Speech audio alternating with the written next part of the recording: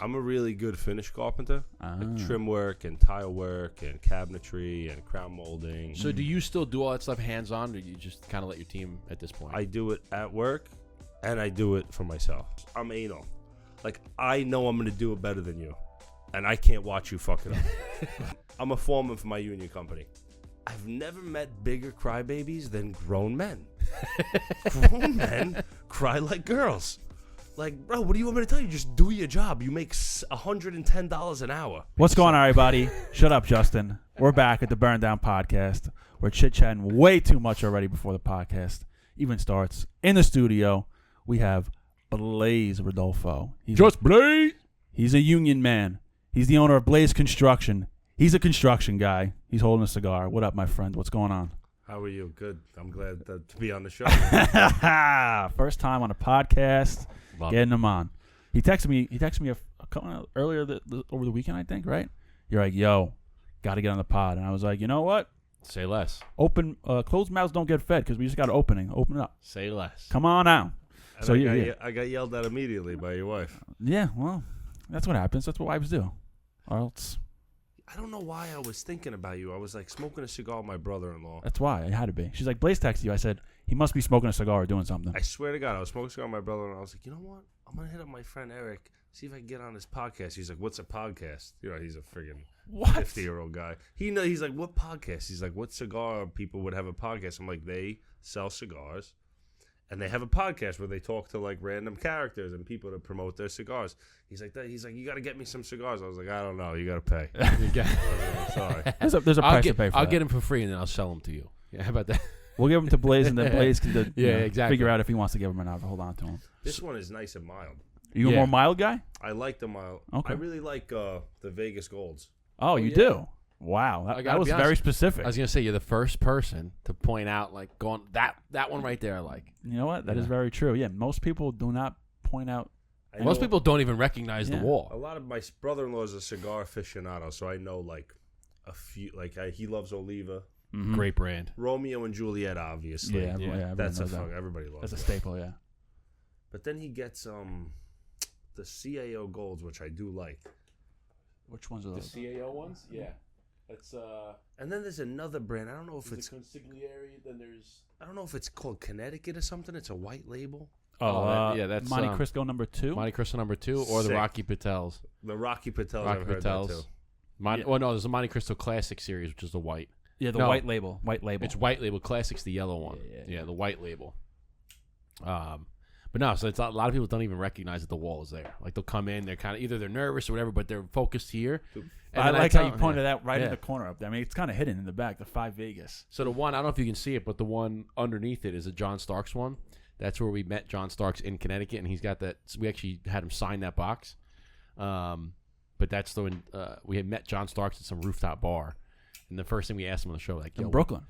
So the first thing we asked him on the show was, hey, Blaise, let me hit that cigar one more time. We're like, yo, John. So I asked him one question, he asked me another question, but we said, hey, what's the how did it feel to dunk on Jordan? He goes, I'll be honest with you, he was like, that was my only left-handed dunk I've ever done. He's like, I'm right-handed, and I just happened to dunk it lefty. I was like, that must have been awesome, man. He was on the show.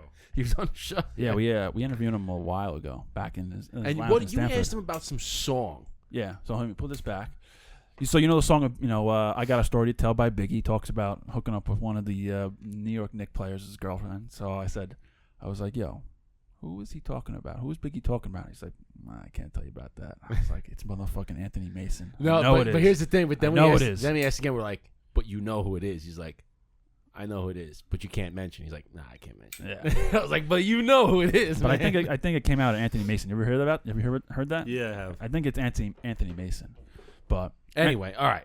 So the second Blaise to be on the podcast. Yeah, second Blaise. That's very weird. You don't really meet that many people. Now we can't mention. We actually can't even mention the other Blaise. Yeah, you're right. Because of we told them we wouldn't. But that's so funny. You did come bearing. You did come bearing.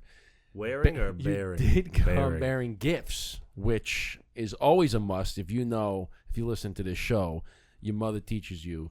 I hope she taught you. If you ever go to somebody's house, you never go empty-handed. You got to bring something. Before you do the big reveal, I wanted to know, do people usually bring you guys boxes of cigars, like random boxes? No. Very few. That's very weird to me. Very few. If I had more time, I was gonna go and to the Listen, cool store. what you brought, which we got down here, is more than enough. Okay. There's only one person that brought us a box of cigars, and it was a box of Cubans. Yeah, it was Jose.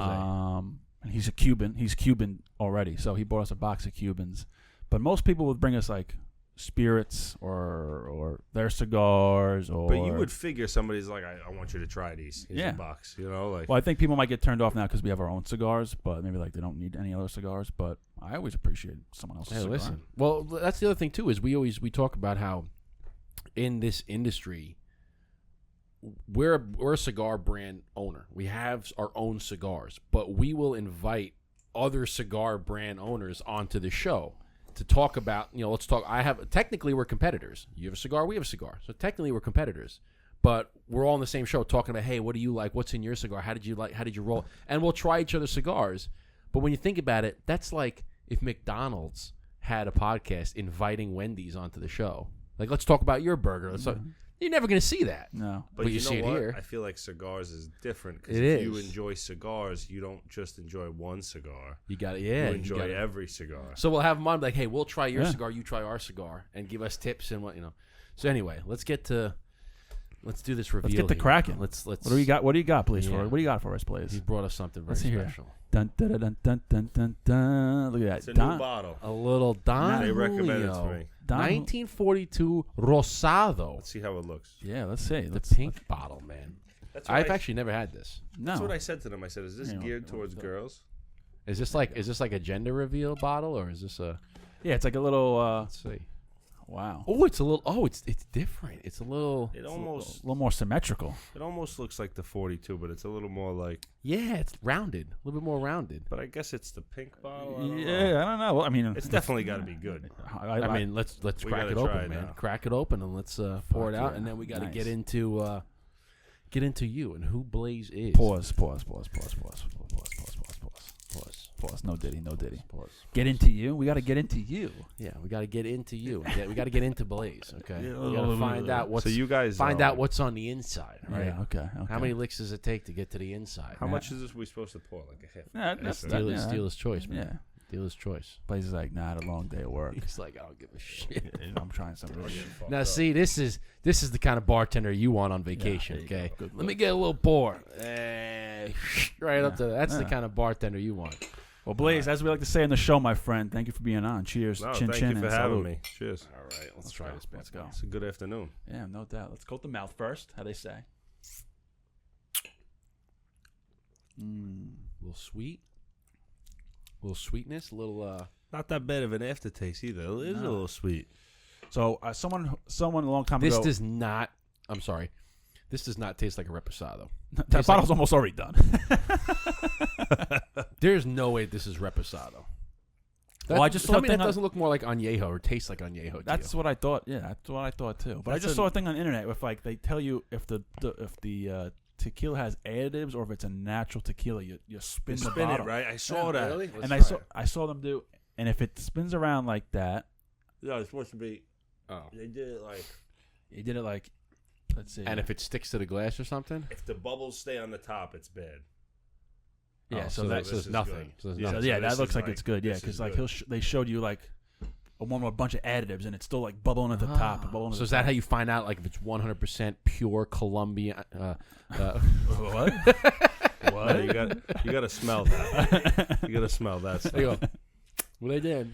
I actually just went to Panama for my friend's bachelor party. That was an experience. That's an interesting place to go to for a bachelor the party. Panama City, Panama Canal. It was like if Miami and Cuba had a baby. Isn't Miami and Cuba basically the same thing? But like Miami has money, Cuba's poor. This place like had money, but it was poor still, but it was beautiful. It was like Okay, he was like hood rich. It was So it's like, kind of like the Cuba feel, but with a little bit of money. it was like a giant CD6 motel. Like everywhere you went, you like thought it was nice, but you could almost get robbed. Like if you weren't paying attention. You're like, it's nice, Yeah. but I'm still gonna, watch my back a little bit. I'm not going anywhere by myself. Yeah, but you don't still hear gonna- about people going to Panama. Never. I would. Yeah. So I said I would I never. had a full bachelor party. I spent I think less than $4,000, and we rented a 100-foot yacht. Damn. And See, that cost and us a lot. That's fun because we actually just had the last guest was talking about how she went to Bali.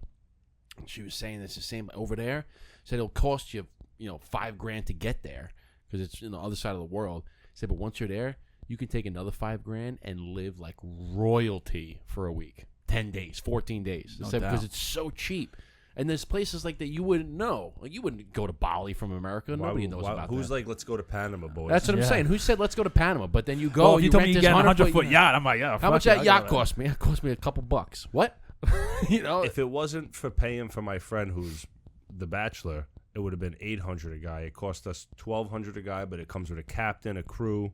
It had a side boat if you wanted them to take you to the beach. Damn. It had like So it's $1,200 a guy for how many guys? 8 guys.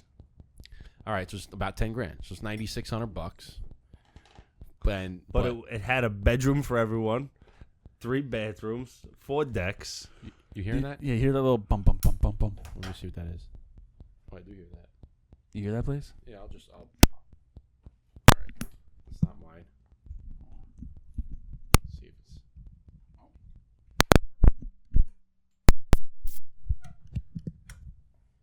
All right. Good. Stop now. Good. Gone now. You heard it though, right? The pop, pop, pop, pop. Yeah, it's like a heartbeat. All right, yeah. Is your mic on? Yeah, it's Yeah. on. All right, cool. So $1,200 a guy.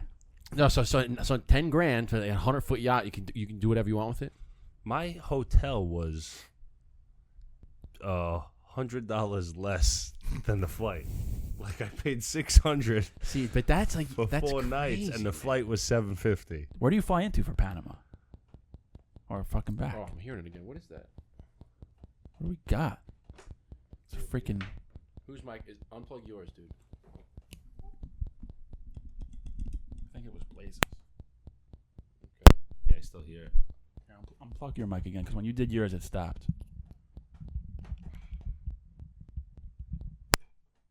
Yeah.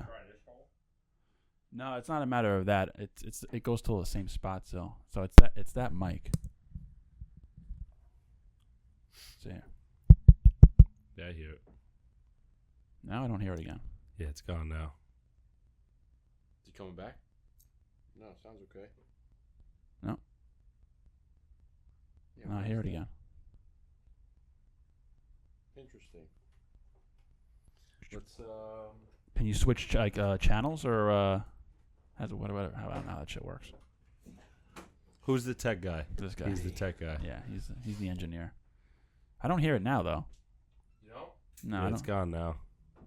I don't hear it now. All right. Well, if ever comes back, we'll switch out the mic. Okay. Yeah, he's the AV guy. It'll probably. You won't be able to hear it like. No, I don't hear it now. Oh, I used to do. I used to DJ when I was like 19, 20. So I had like CDJs. So yeah, so you and a understand. mixer and a microphone. What was your DJ name? Lost Vibes. Lost Vibes. Good name. Good name. Good name. I like it. You know And what his name was? I used to use the LV logo. The Louis Vuitton logo. Oh, damn. I like that. It's a good name. Lost Vibes. I used to DJ in college. You don't want to know mine. Of course we do. It's DJ Footlong. It was no. DJ Footlong. It was DJ Burndown. Oh, I DJ, wish. yeah. That would be good marketing. That was before anything. But no, his name was legit DJ Footlong.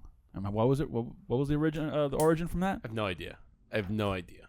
It was like somebody had said it something. Maybe they were eating a Subway sandwich or whatever or some shit. And they said DJ Footlong, and everybody was just like, "Oh, that's great!" I'm like, I don't know what. Okay, sure, take All it. right, DJ Footlong. Fuck it. No idea, no clue. Roll with it. Roll with it. So I rolled it for I want to like- go back to this for yacht like a thing. So what did you semester. do on a yacht all day? Like besides obviously getting blasted, but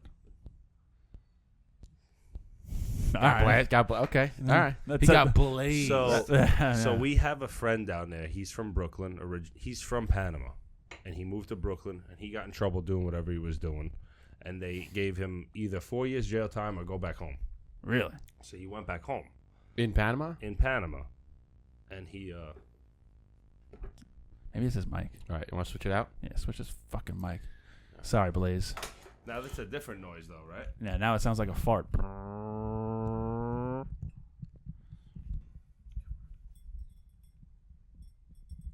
not to like. There you go. Yeah, now it's totally gone. We got all scratches from this. Yeah, mic's old. Might have to get a new mic, or this one. Let's see here. Just gotta fix the problem. Bang bang. Bang bang. Is that better? Yeah, sounds better. I now. hear nothing now. All right. Now Let's hope. All right, so let's get into this. So he said, give him 4 years or go back home, which was Panama.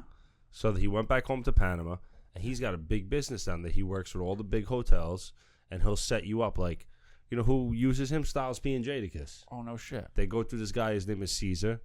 Of course, his name is Caesar.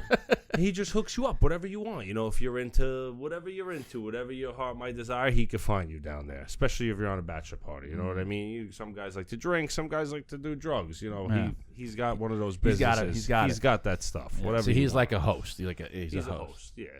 Because there's really no like. You're not gonna go to a club down there. You're gonna go to a dinner with you. Like we went to this restaurant, and it was beautiful. And they served. We ate like kings, T-bone steaks, all different flavors. Broccoli, this, that, the bill came out. It was like 120 a guy. Like you go to Benjamin's, me, you, and him, we're going for 180 each. Yeah. It's 200 120 for a drink. Yeah, no doubt. Yeah, we'll spend 120 at the bar, us three, before we walk in. I spent 120 on lunch, regular, Yeah. normal Tuesday. Like The new lunch is $25. yeah, That's fucking retarded. Right? That's dude, bad. we went to Chipotle for my wife and I. It's like $50 at Chipotle. You get a bowl with double chicken, and she gets a bowl with the tortilla on the side. Then we get a bag of chips with side and 2 drinks. It's like $50. Some pizza spots, you get like 4 specialty slices and like a salad. It's like $40. And I'm like, how the Although fuck there is a place that we just found right by. We not just find it. We found they have a specialty family deal. You get it's sick. You get 1 tray of any type of meat that you want. So it's like chicken Parmesan, chicken franchise, Milanese, whatever. It's one half tray. You get a half tray of whatever pasta you want. Then you get 12 garlic knots and a 2-liter, 12 garlic knots, a salad, half tray of salad, and a 2-liter of Coke for like $60. That's cheap. Yeah, I go, fucking that's dumb a cheap. deal. That's finally we get a freaking deal.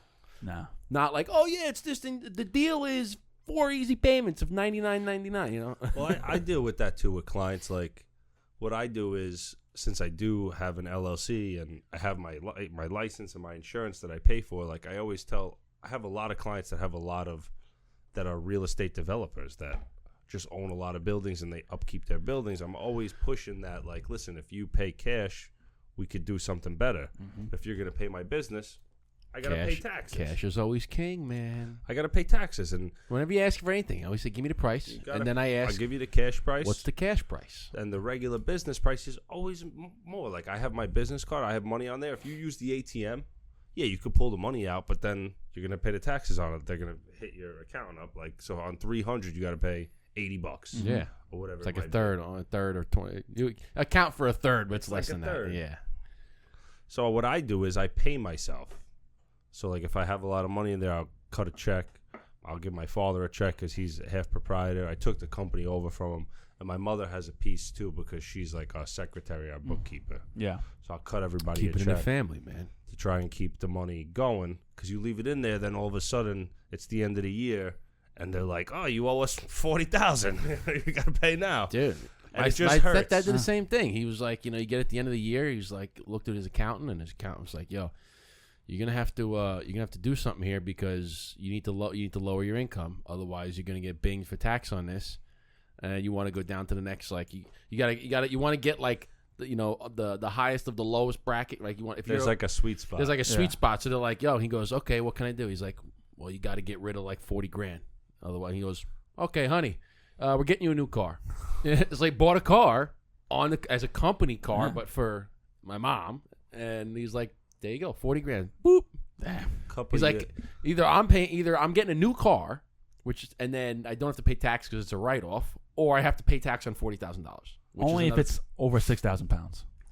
That's crazy. That's the thing. Yeah. That's why people buy the G-Wagons. The G-Wagons. Yes. Because it's a write-off. 100%. Write-off. Instead of paying $250, you can write it off.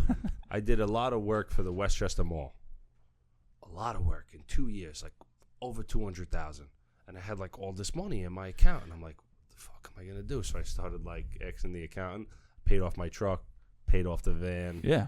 Paid off like a bunch of like other things, credit cards, whatever it was, just to get the money out of there. Because the government wants your money. They're like, oh, you work? I'm like, we work too, basically. We were there as well. Yeah, because paying like we do the same thing with our, at the end of the month, at the end of the year, it's write a check for cell phone reimbursement, for car allowance reimbursement, for travel reimbursement, to get the money out of the business, to kind of, now there's the other side of the coin is you want to reinvest into the business, but when you've only reinvested so much, it's like, how else could we get the money out of the business? You pay yourselves reimbursements. And it's a write-off because now it's like a payment made by the company. And I'm leaving out my father is a real old school Italian guy.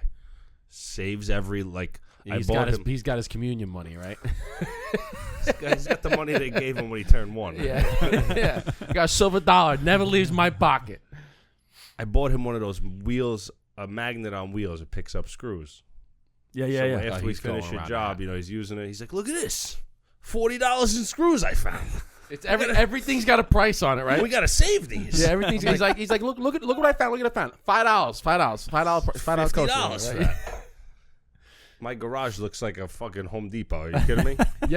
Does he make up currency too? You ever see Storage Wars? There's a show called Storage Wars. Yeah. These guys bid on these storage units, and there's a guy in it that always makes up currency. Like, okay, there's like, this is a $5 bill. That's a $10 bill. He'll be like, that's a $30 bill. That's a $40 bill. That's a $75 bill right there. All day. And he's like, what do you mean $75 bill? He's like, that's a $75 bill. He's like, no, there's no $75 bill. You can't just make. Yeah, it's it's another big business that's coming up. My friend is into it. You might have seen him on Instagram. Pallet Kings is his Pallet Instagram Kings. handle. They buy pallets. He buys used pallets from like Best Buy and Home Goods or wherever, and he sells it. He has all these locations where he just wholesales stuff. So wait, like just the raw wood, like the pallet? No, like a pallet of Home Goods, like blenders and that was not and used, stuff like that, like 6 months old things, like from like Bloomingdale's. You can get Marshalls. you get those at some of those like outlet stores too. So if you have like a Macy's backstage, where all that shit comes from Macy's that doesn't get sold, then it goes. You get some deals on that. Yo, he'll sell a pallet for like $500 with like $1,500 worth of stuff on it. Or he has this huge place in Long Island he just opened, and he just built 1 million shelves, and he sells everything individually, and that's like, he'll really make more money because now you're selling them for $50 a piece versus 20 items for $500. There's guys that do that too. Like if you have the time to be able to, or they'll take that pallet and they ship it. So they'll buy it and they ship it to like an Amazon warehouse and they put it up on their Amazon store, and then they just freaking. But if you don't have the time to do that, you can just buy it for $300 and sell it for $5 and get the hell out of here. But this is my biggest issue that I have. I get a lot of work and I bid on a lot of work. But when I tell my father about the work, so I'll be like, I bid $35,000. You didn't get enough. It's a $60,000 job. What are you, crazy? I'm like, how could you be double of what I said? Yeah. I'm like, you act like I don't know what I'm talking about. I've been doing this 20 years now. I want you to make money. I want to make money. I want all of us to make money, and I want to keep the client happy. Yeah, but you're wrong. Yeah, but you're wrong. You can make an extra $25,000 on this. You can just easy. Like, yeah, but I could bid 60 and lose the job. And he looks at me like I'm crazy. Or I could bid 35. We all make money, and I guarantee I get the job. He looks at me like I'm nuts. That's like what's the movie War Dogs? You seen the War Dogs? Oh yeah. When those guys made the bid and they come in and just for myself, how much low are we? And he's like, well, we're not really supposed to say you, but what the hell? 53 million. He's like, fuck. He's outside kicking the fuck. I'd be pissed. I mean, granted, they got the job for whatever it was, $100 million, but to leave another 50 million on the table, bro. Because you could have gotten maybe you could have went up to another. You could have 30, been 10 million less. Another 30, yeah, yeah, wild. That's why would you ask? Right. In that scenario, when if you're the War Dogs and they tell you we gave you the job because your bid was significantly lower. You lowballed your competition. Would you want to know what the other? I think I think it would be natural to ask, like, all right, well, what's the next one for next time? Yeah, I know, but then not knowing would kind of keep your mind like, all right, whatever. I don't really know. Maybe I was. No, I would ask right off the bat. But then you ask and they tell you 50, and now you're fucking pissed. You're like, I don't even want to do the job anymore. Can I take my bid back? The problem is that the people that bid low have small companies. The people that also bid low have huge companies because they could eat it. Mm-hmm. So where I'm at, it I'm might like, be a tax write-off job. Yeah, I'm growing, so like I need to make money. I don't have that big, huge company where I just need to keep guys busy. Sure. You know what I mean? Like those big companies can underbid just to keep their guys going. Right. If they make 10%, they don't give a shit. Because they got to. They already have. They can eat it as a loss. Yeah, Right? and They I'm can say, not we lost money on this job. I can write it. I can write it off. And when you're small, you could bid low because you're trying to build up. So you Yeah. just want to take anything you can And get. you don't have a whole lot of overhead because your company's smaller. You don't have all these employees. Like, so you can afford to bid a little bit lower. Yeah, you're going to work much harder for the job, but yeah, I get you. But like I'm good to the point where I have like 3 main guys, and then I have 3 other main guys that have their own crews, which helps me big. So like I have a guy that I call, and my father will oversee the jobs, and he'll bring his crew in and do it. So like he'll give me his bid, and then I give my bid. Okay. You know what I Sub- mean? He's you like sub a it out? subcontractor. for Yeah, me. yeah, He's sure. like a But subcontractor. he doesn't have a license, so he works for me. Oh, okay. So So it's you're still my taking job. the risk. I'm taking the risk, so that's why his price is usually a little lower anyway. So, and then that's where that's Well, where it comes Blaise- in. When people say like, "Oh, well, how come you can make all the money?" Because I'm taking all the risks. That's why. You ever see that video? The guy was talking about, well, if you have a pencil factory, Yeah. without me, you Ben don't Shapiro. have the pencils and blah blah blah. He's like, yeah, but without me, none of you have a job. And if everything goes to shit, who takes all the blame? Me. You just got Who another loses job. everything? You can just go get Yeah. That's why people take them. Who Well, assume Blaise, the risks. As someone who does a lot of insurance for contractors, that's a big risk you're taking. Be careful. No, I know. No, I was gonna call you actually. Eric Joseph. I need to. Commercial insurance. I need to up my insurance. Okay. You got to take some look at stuff for me. I'll help you. Should we turn the cameras off? Should we just do this right now? Or what? No one wants to talk about insurance. All right. But We're you not- gotta make a good amount. No. No. You gotta Come make on, some. come on. You gotta do the right thing.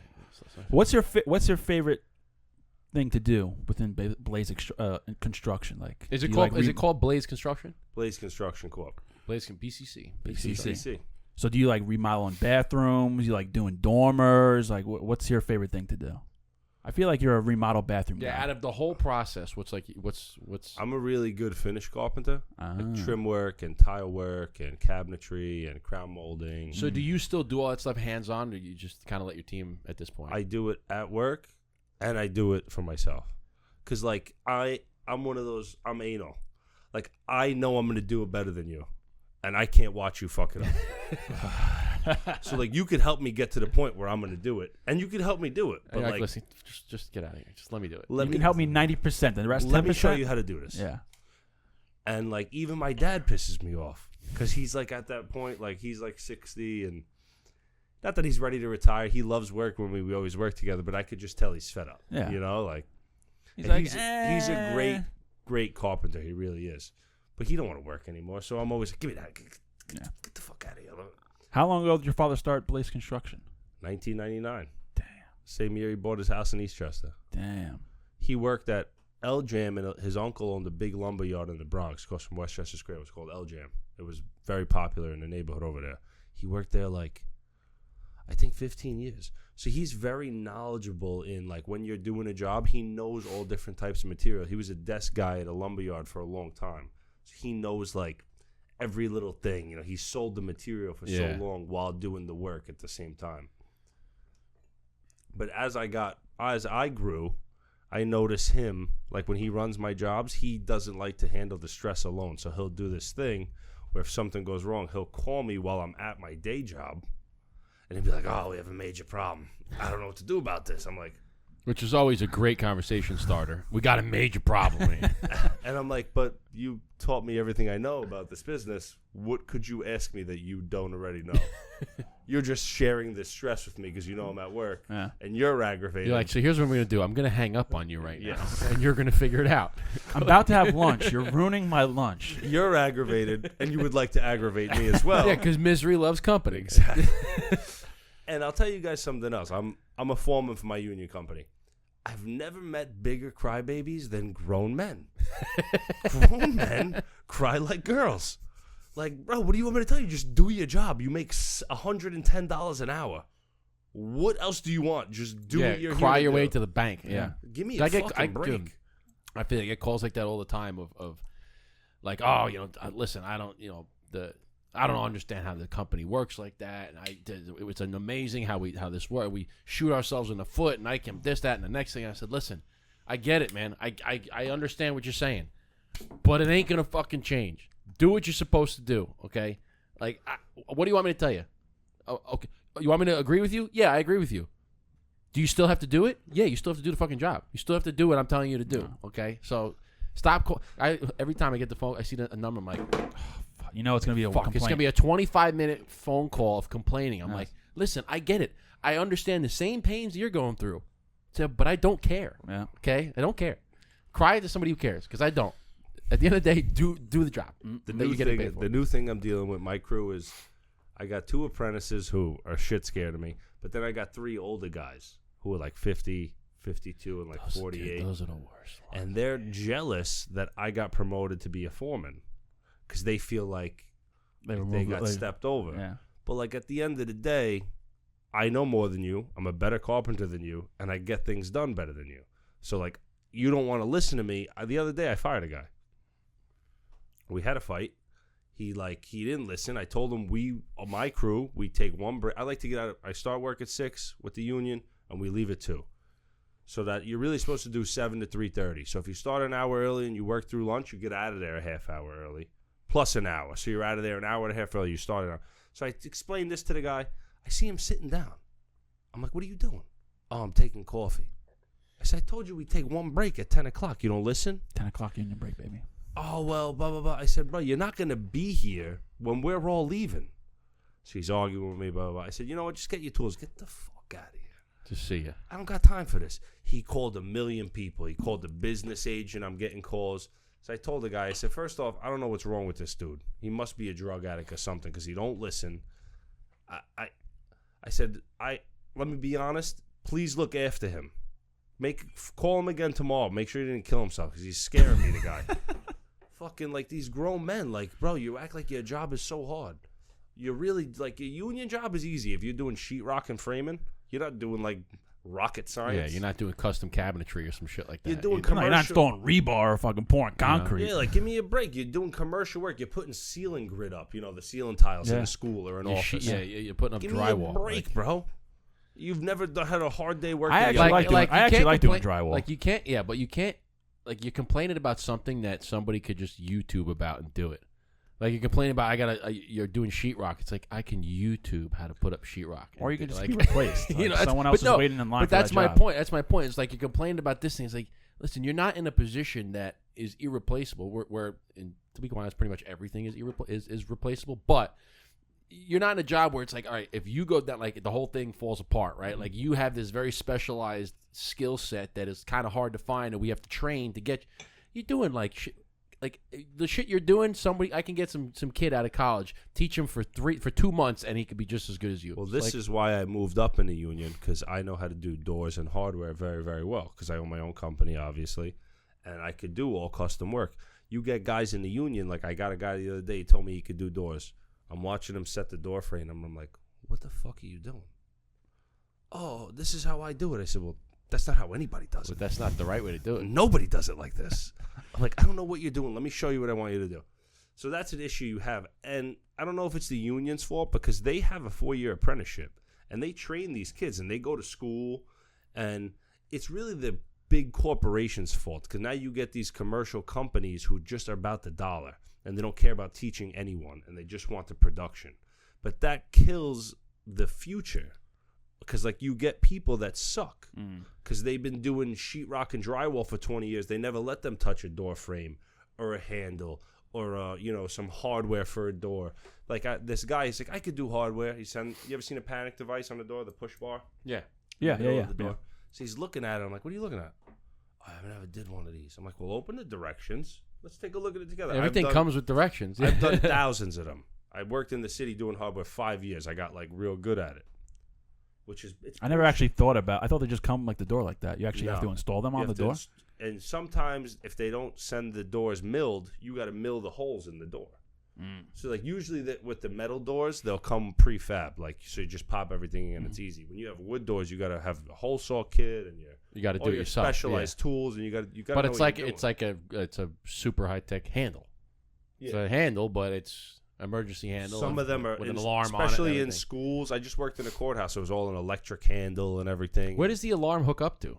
You got to wire it into the door, right? The door comes with holes, so it goes through the door. And it goes out like the hinge It area. slips through the hinge. Yeah, and then where does it wire? Just into the alarm system? It goes into the alarm system. Yeah, because that's another thing, too, is it's not just a regular door. Like, it's an electronic door that you got to account for the wiring. Like, with the fab, and the fab unlocks it and all that shit. It's annoying.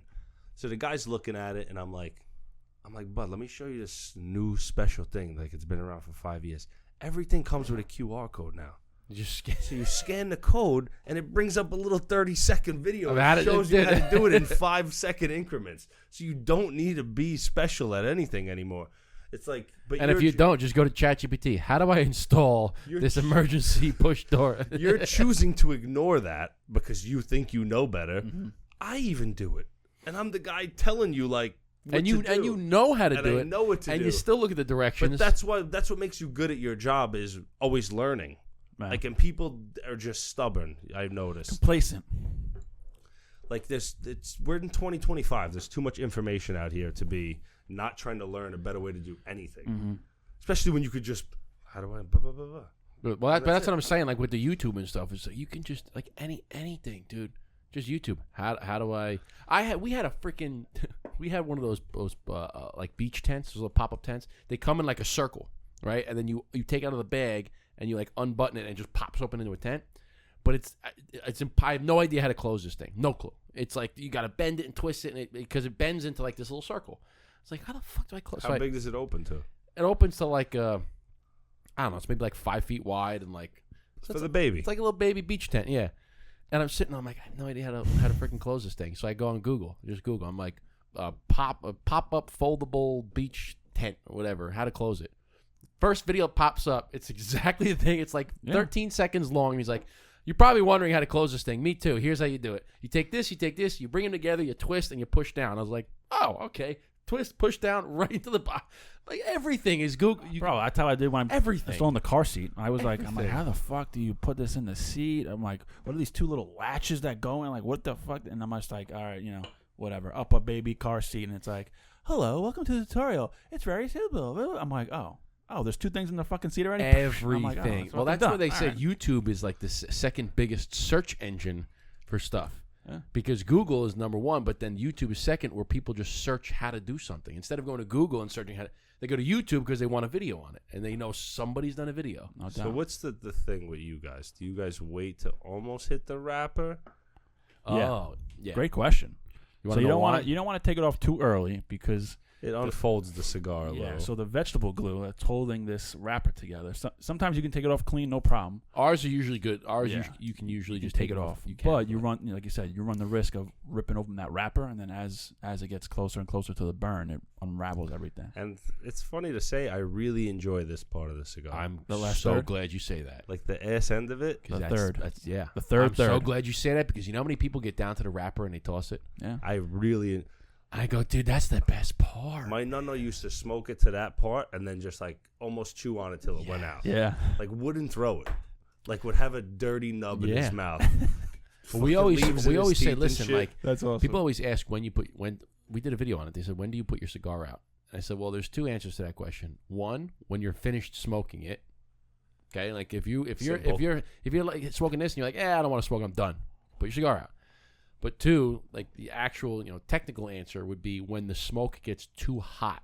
So as you're pulling the cigar smoke in, you'll notice if you puff on it like 15, 20 times in a row, you'll notice that it starts to heat up a lot. Yeah.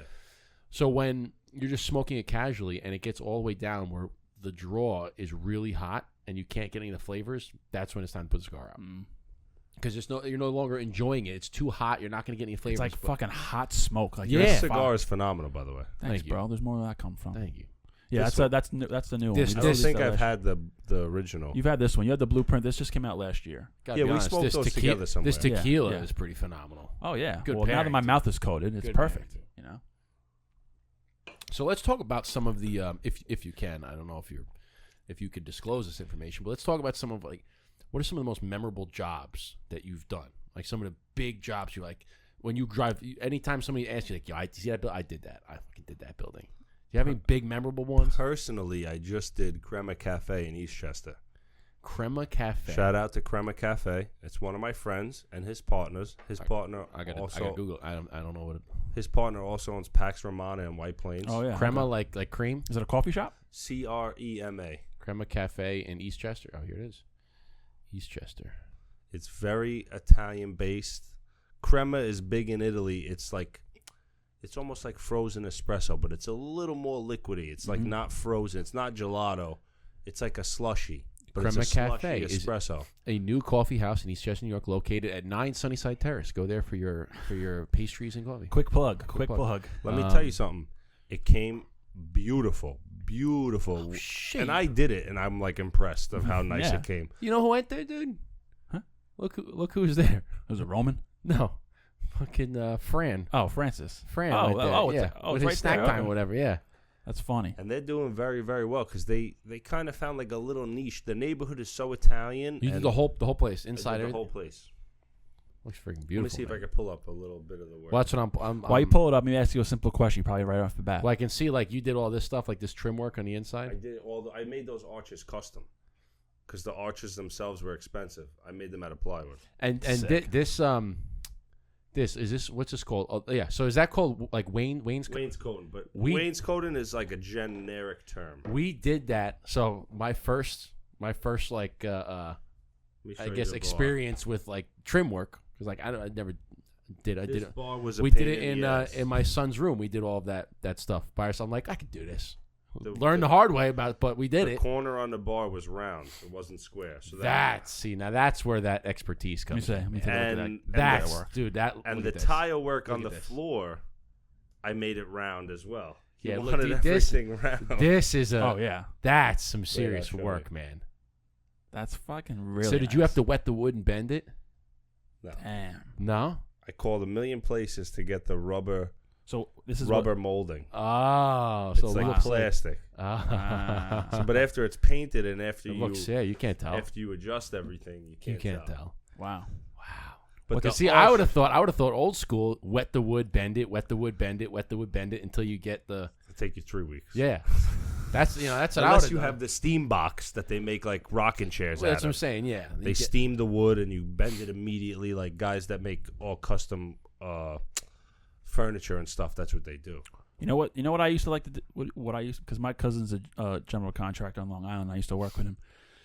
I always used to do. It was this big contraption, but it was super simple for the chimney. What was it? You bend the flashing. You bend the the metal. It's called a brake. Yeah. Is that what it's called? It's a metal He's brake. like, yo, go up there and do whatever. And I was like, all right. And it's kind of like, I'm like, I don't know how to do it. And he's like, well, I'm gonna show you once, and you can learn to do it. I'm like, all right. But it was like, you bend it, you flip it over, you bend it that way, you flip it another way, and you go up to the chimney and you put it around. I'm like, this is kind of cool. It fits There's a right guy that's super famous on Instagram because he's sick with a brake. He's from Canada. And he says, there it is, boys. Every time he's done, he's always like, that easy as that, boys. But he really is sick with the brake. Like, he'll make stuff that'll cost you $10 a linear foot. It's like it has like the two long handles and they go up. They make a 10-foot brake or an 8-foot brake, and you put flashing in it, and then you lock it in, and then the front bends it. So it has a lock that locks the metal in, and then there's a fold in the front that you can make a 90. You can bend. Yeah. Or you could go 130, or you could leave it 45. Yeah. Damn. And you could make custom flashing for like trim. And This is for around this the is, chimney. I was like the I was like the bitch boy. I was just like the cleanup boy or whatever. Made boy. So my cousin, he took over this project. It was this massive mansion in Locust Valley, and this GC originally was working on it, and then the guy who bought it was like a Wall Street guy. The GC, I guess he paid him maybe in full, or he gave him a shit ton of money, and he just ran away with the money. The guy ended up jumping in front of a train and killing himself. What? So his wife was left behind. Who, the owner of the house, because they robbed his money? I don't know if it was because of solely that, but he killed himself after that happened. So then his wife, who was like this little lady, nice as can be, found my cousin, and my cousin was like, sure, I'll take over the job. And he's like, yo, we got this big project. We got to redo this house, yada, yada, yada. So I'll find a picture, but the house was massive, and they did wood shingles. That looks so nice. when you Cedar do that. shake That shingles. looks nice, man.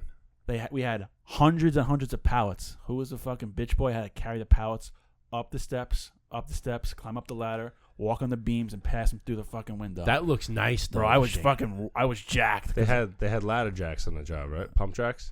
They had regular A-frame ladders. No, but I'm saying on the exterior of the house to do the siding, they had the pump jack set up where it's like long scaffolding on the side of the house. They pump it up with their feet. Yeah. Yes, absolutely. That looks nice though when you get that. Oh, the house came out sick. Cedar shake takes very, very long because it's 4 to 10 inches at a time. I was gonna say, and there's no like quick way to do it. No. You gotta. It's individual, one at a time. It's not like there's huge sheets you can just stick out. It's you one set up at a time. You set up a ledger board and you pop them on, and then you go a little bit over it. Because if you don't do that and you just chalk a line, now you're wasting even more time lining it up. And then you gotta Let me see here. And you can't overlap. So each shingle has to land in the middle of another shingle. Yes. Here you seams go. line up. Here, this is the flashing. Here you go, flashing on the fucking chimney. But here's the fucking house. Yeah. That's God! And he did the shingles all that entire house. The top, the bottom. So I would have to get the shingles from the bottom, walk up the first flight of stairs, and then climb up an A-frame ladder and walk across the beams and pass the shingles through his fucking job. Bro, it was massive. So the moral of the story is that this lady, my cousin killed it. So she ended up doing like house flipping. So then she started buying houses, and my cousin would do all the houses for her, and they became like business partners. And she got over her husband like dying. I guess. I didn't really talk about it with her, but she was sweet as pie. She was such a nice lady. But wild story. So, and they weren't even moved in. No, absolutely no, bro. It was like I think he like just built the frame of the house. But how much? You know what? Like, I'm a contractor. I ask for half deposit up front. So like, on a job like that, you pay for material, and how much could you have ran away with? Mm-hmm. 20, 30,000? Like, to say the frame and build the house, it cost you 250,000. If you're taking 100 and you spend 50, what did he run away with? So he didn't run away with cash. He ran away with materials. You said. The story was the original contractor got a bunch of money and left the job, and he was just shit out of luck. And then I don't know if that was. I don't think it was the reason why he jumped in front of a train. But shortly after he did that, and he had a couple kids too, nice little kids. Jeez, but yeah, so it was wild. But that working on that job every single day, and it was like the middle of the winter, bro. It was fucking so cold. I was like, my cousin didn't want me to leave because then my other cousin, who was a year younger than me, started working. He's like, bro, you gotta come back. It's not working. Like, I need you. And I was like, sorry, bro. I got a job now. Sorry, I can't help you. All right, so I got a question.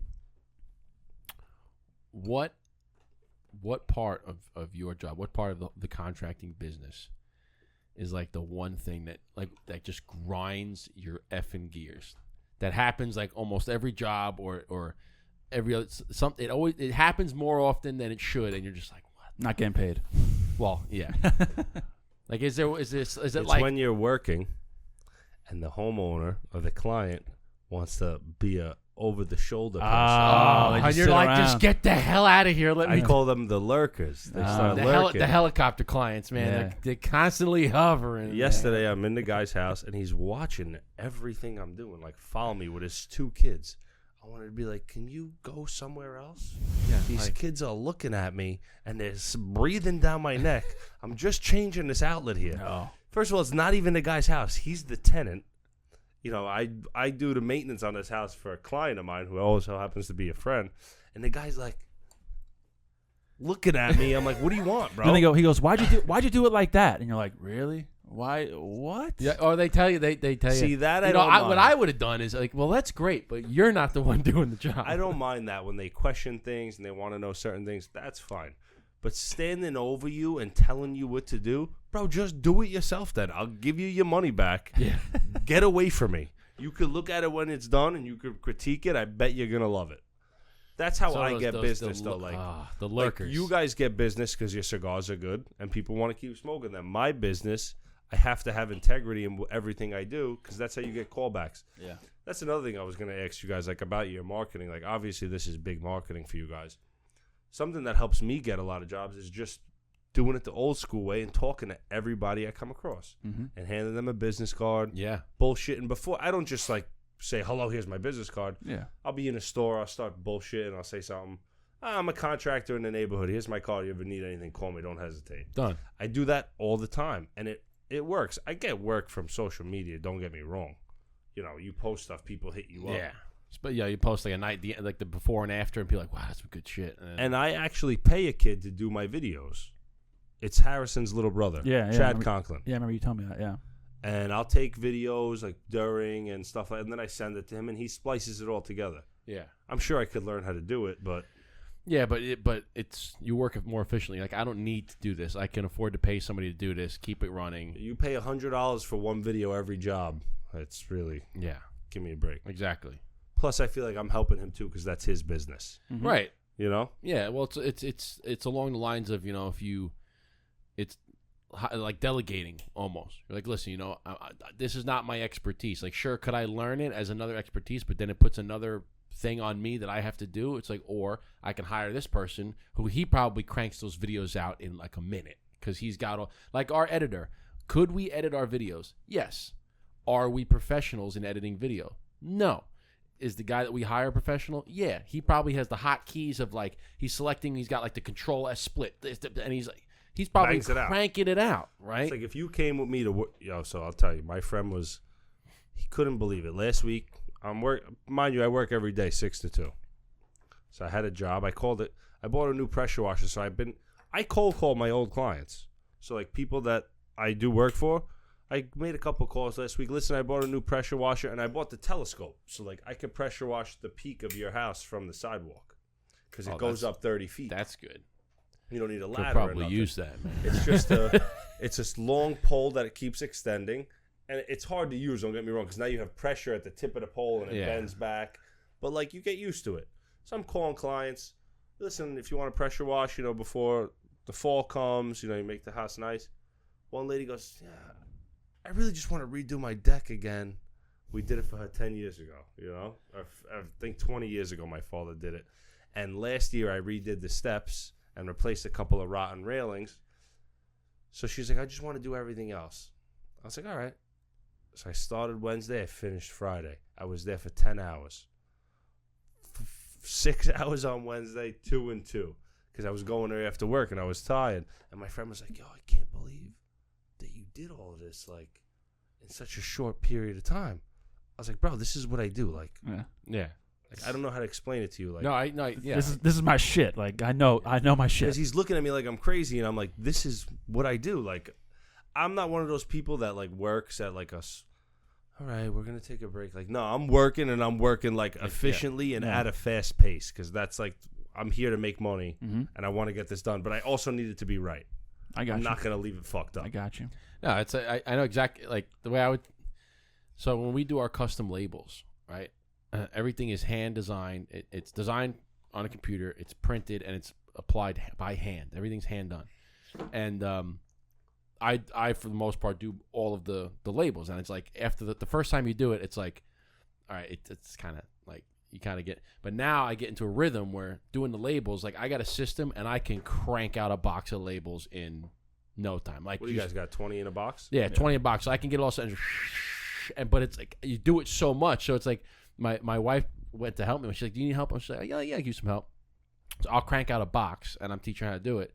And she'll get, like, 3 or 4 cigars done. She's like, wow, you're so much faster. I'm like, well, listen, like, it's what I do. Like, I've been doing this for a long, like, really, I've done thousands of cigars, and I'm just teaching. I'm like, if you were to do as many as I've done, you'll get to the point where it's just like, I can have a conversation, just do it without even looking. Like, how did your guys' sales go up after you started doing this? What, the podcast? The podcast came first, actually. Yeah. So it actually built it helped because it built a brand for us. Yeah, we started the podcast 6 years ago. Yeah. We started the cigars like 3 years ago. No way. Yeah. So what it did was it established a brand in the cigar community, so that when we launched, they sold like hotcakes. Everybody wanted to try it because like, oh, yo, I've been listening to you guys for 3 years now. You guys coming out with talking about cigars originally. And we had touched on it, like we built it up. Said, hey, we're coming out with our own cigar. Like a slow release, and then we did a waiting list. We said, hey, you want to be on the wait list for our cigars? Let us know. We had like 300 people. I was like, oh shit, like even if we get like half the people or even like 30% of the people, that's fucking awesome. I was gonna tell you guys this. This is something I've been thinking about. I've been thinking about doing some sort of like how these people like Andy Elliott and all these people make money talking about like how to teach people how to do shit. Mm-hmm. Like a master class type of thing? But I truly feel like I could help people learn how to sell their contracting business or like whatever the fuck they're trying to do. Like, I feel like people don't have that confidence. Like, even like I noticed like my younger cousins, like this kid is 22. He's handsome. He's tall. He don't go outside. He don't have a girlfriend. Like, bro, what are you so scared of? Like, you this can just younger pick. generation. You can go out and pick anyone. We're like that last generation of like normalness. Yes, I agree. Where 100%. like you grew Like, up how old like are you? 31. 31. Okay, yeah, we're the last. We're the last generation where we didn't have cell phones our whole lives. And You like iPads. I remember going out with my boys like on our bikes and like, oh fuck, my mom's gonna be pissed. Like the sun's going down. Like, Yeah, street light comes on, you better be home. I actually had a Nextel, but it was just a get home. It was a walkie-talkie. Yeah, There you was had no the phone. walkie-talkie feature. It was just a beep. I had a prepaid Virgin Mobile flip phone that I had. Yeah. It was like 10 cents a text, 25 cents a minute for a call or something. And it was like I had just enough to maybe make one call a day if I needed to. 100%. But it was like, you want to know how this is the generation I was in. I used to use. You ever see? How old are you? 35. He's my boy's age that I just built the cafe for. Okay, so I remember using a payphone, 1-800-COLLECT to call home. So I used to be be a bowler. Like when I was like 10, 11 years old, I would go down to the bowling alley, which was in my neighborhood, like maybe 10 blocks down, and be in a bowling league.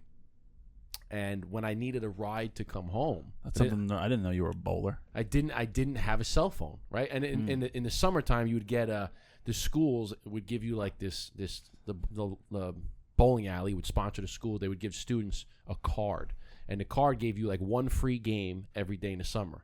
So it was a punch card. You go to the thing, you give them the punch card. They oh, you go to that school. Oh, here you go. You get a punch card. They punch you. Here's your free game. So in the summertime, I would go free games. But when I wanted a ride home, I didn't have a cell phone. So what I did was I went to the payphone, 1-800-COLLECT, and then it said, please enter the phone number. And I would enter my mom's phone number or my home phone number, and it would say, please say your name. And I would say, hi, it's Justin, come pick me up. Bye. And then they would pick up, would you like to receive a collect call from, hi, it's Justin, come pick me up? Dude, that's... And they'd be like, no, and they'd hang up. Dude, that's so funny you say that, because My sister that's used what I to used do to- that. yeah. She's 39. And there's a commercial about it. Bro, shut the I was just going to tell you that. It was a commercial. It was like, hey, chick, I just had a boy, baby, it's a boy, bye. And it's like, you have Bobby had a baby, it's a boy. Yeah, that exact commercial. And it's like the dad getting Isn't the that call. crazy? Yeah. Bro, wild. I used to do that for real. Like, even my niece, she's like 14. I love her to death. And my other niece, she's my goddaughter. She's 6. But my niece is like always on her phone. Like, when I was 14, like, Yeah. No. I was out. I was doing. I was Bro, playing we were sports, mischief. man. Doing hood rat things with my friends. I was out, dude. I remember we would play basketball in the street. We would play football, tackle football in the street during a snowstorm. Bro. And then you catch like a hard spot where there's no snow. Let me tell you about Eastchester. My parents have the Ring doorbell. So last night, I have a boat on Candlewood Lake. Okay. My brother-in-law lives on Candlewood Lake, and my in-laws live in Danbury. So this year we bought a boat, we bought 2 jet skis, and we hooked ourselves up. So I like to go every Sunday, and like one day you and Marissa got to come. You and your wife definitely come too. Sure. Say less. It's a huge lake, Love it. and we have a little sea ray, and it's beautiful. 2 of my bosses from work, like 2 supers from work, are on the lake. So like my in-laws are on the lake. It's just a sick, calm day, you know, like. After working all week, you go on the lake, you get some beers, you anchor in, Slam some beers. and then what makes it like even better is when you pull the jet skis out and you could go like for a ride, you know, because you got the girls on the boat, booking like, it, dude. You can't really like the girls get nervous. You're on the lake, it's still choppy, Yeah. because you figure during the week, say there's 100 boats on the lake. On Sunday, there's 500 boats on the lake, so it's constant wake all day. She'll be mad, but I took my girl out on Sunday. She started to cry because she's like, "Oh my God, slow down!" I'm like, "I'm going 25." You're like, do you want me to go faster? Because I can book this thing. My boat took a shit, and I had to get it fixed at the marina because it's an old boat. We just bought it, and of course something was gonna go wrong. So she's been That's on the life of a boater. She's been on my brother-in-law's in-laws boat, and he has a pontoon, and that shit eats the waves. Yeah, You know, it has like 3 trees underneath of Yeah, it. It's you don't feel nothing. So she's freaking out, and I'm like, you need to relax. Like, here, drink this. Literally, I gave her a drink. Drink then I this. hit a wave and it went all over, and she started getting mad. Just chug this, please. It Chug was this. so. Yeah, imagine Marissa on the back of the jet ski. She'd go. If I went 25 an hour, she'd be the same way. Dude, we did jet skis in Costa Rica and we're booking it. Except what sucked is that you go out, right? You go to this little spot over here, you go to that little spot over there, you go to that little spot, and when you're done. Now there's no more spots to hit, so it's like you would cruise for like 10 minutes and then you'd chill, jump in the water, whatever, get back on, cruise for 10 minutes, chill, right? But then when you get out there, now you got to come all the way back and there's no stopping, so it's just full throttle for like 25 minutes, and you're just like and your legs and your back when you get, you're like, oh my god. The new Sea-Doos have all digital, so like the new one we bought, it hit 65. So I put my girl on the back. She's like, "Is this the fast one?" I'm like, "Nah." This is the mediocre. If you hit a spot on the lake where it's like glass, bro, I was you're like, floating. You just hear her. Oh my god! Stop! Let me off this fucking thing. I'm like, "You're trapped now, bitch." Like, I got her. Like, you're like floating, booking it, bro. And they bought like a trick jet ski, where like. You could do wheelies on it and shit, so you could lower you could keep it medium where you stay level, or you could bring it up and you could do wheelies with it. But if you keep it low, like it hugs the lake. You're cruising. And you could kill like you doing like 60 in this get little down, fucking just thing. yeah. You get used to like standing on it because that's the real way to hit it. Like if you're sitting, you gotta you stand. catch a nut, bro. No, you gotta stand. You can pop a ball, and so you gotta bad. stand because Definitely. like when we were in Costa Rica, we're like out like in the ocean, and you get the waves, so you have to stand because if you get a boat come by or if you get a little wave, you're timing it. You're getting up, and if you're sitting, whap, you're like, oh. That was a big no they did to me. We're in Panama. You so gotta now, be up on it, man. Now a couple guys come by that are like renting jet skis because they see like where all the rental boats dock. Yeah. So I immediately pull out my wallet. My boy's like, "You're not going. What you've been doing all day, the amount of fucking beers and shots I watch you, you're not going." I'm like, "Bro, I'm fine. I'm wide awake." He's like, I'm fine. He's like, "Get away from them. You're not going." I was so tight, but he was right. I was fucking shit-faced. Yeah. It's a good friend. You Looking know, after you. yeah. It's a good friend looking out for you. We saw a couple of those on. My buddy had just bought a kayak, like a 2-person, nice kayak. And Nice cack. Nice cat. And he that's funny. That should be like You got a nice cack? Yeah, that should be a commercial. You're like big, nice cat. Yeah, my buddy got a nice cat. Like, my buddy got what? He got a nice cat. You know what I'm saying? And then he's like, "Oh, I thought you were saying my buddy's got a nice," and then it cuts to the commercial. Kayaks. Yeah. Right? Yeah, that should be it. That's a good little intro right there. Let me get my cigar. I just dropped it. Bro, what? You dropped your cigar? What the fuck? So, my buddy Flag on the play. I know. Yeah, flag on seriously. the Your play. band is on the Roughing field. the passer. He bought a kayak and he put like this. He's like I went on Facebook Marketplace and I bought this old like little tiny Nissan engine. It's like 20 horsepower or something. He goes, bought it for like $100. Start up right on, attach it to the back of my kayaks, and I could just like wah, and just go out there. He's like, because I want to go fishing. He's like, but I don't want to paddle the whole freaking way. So he's got this little thing. So we're sitting out there and we're fishing. We're like in this little marsh, and all of a sudden You went fishing? Yeah, I went fishing with my buddy. You didn't get seasick? No, it's a kayak, dude. It's not diesel fumes shoving up my nostrils all day. And so we see these two guys on these jet skis. Like you can just hear it. You just hear like the Yeah. and I'm like, and then the guy goes wah, and you see it lift up, and he's just like floating on. He's like just cruising it. And I go, these guys are booking it. And then they slam on the brakes. They pop at you, and they come back the other way. And I go, my buddy looks at me and goes, "I'm getting a fucking jet ski." I go, dude, They're not cheap though, bro. They're not. They're not cheap. They're not. Especially a couple Sea-Doo. grand, right? You Maybe look at more a than that. Sea-Doo, a new one. So the one we bought is a 190. It hits 60. You could get a 230 or like a 330. So how fast is the 330 Yeah, going? but- You're doing 80 on the Yo, jet but ski, bro? those like these guys that these were, I don't know what they had, but they were booking it. I mean, it always looks faster than like 40 miles an hour is fast. Like when not in a car, when you're like on a bike or on a jet ski, it's fast. So these guys, I don't know how fast they were going, but I'm looking at them. I go, they were going fast enough where if you catch like an edge and you fall, that's gonna hurt, dude. Bro, we were on the lake That in hurts, man. early June. So the lake was still cold. And we bought a wakeboard this summer. So I'm trying to wakeboard. That's fun. and I'm fucking freezing. So I've never hard to done it do. before. I finally get up. I go back in the water, and All right, I'm like, cut you off real quick. Is getting up not like the hardest fucking thing ever? the hardest thing ever. The wakeboarding It's itself so is so hard. easy. Getting up Once onto you get up, they tell you to, we followed TikTok and we bought like a float to sit on, so you're already half standing. Oh, that makes it easier. You know what I mean? So once you get up and you get the motion, so like if you're just in the water and you're It's trying so to do hard. it, you can't do Dude, it. we did that in St. Lucia, and the guys like everything that you think you should do, like you want to pull up, they go, do not pull. He goes, let the boat pull you. So like the first instinct is when the boat goes, you try to pull yourself up. He's like, you can't do that. Yeah. He's like, just when the boat, just hold it, and as the speed goes, you'll feel it like lift you, and then up. just let it lift you up.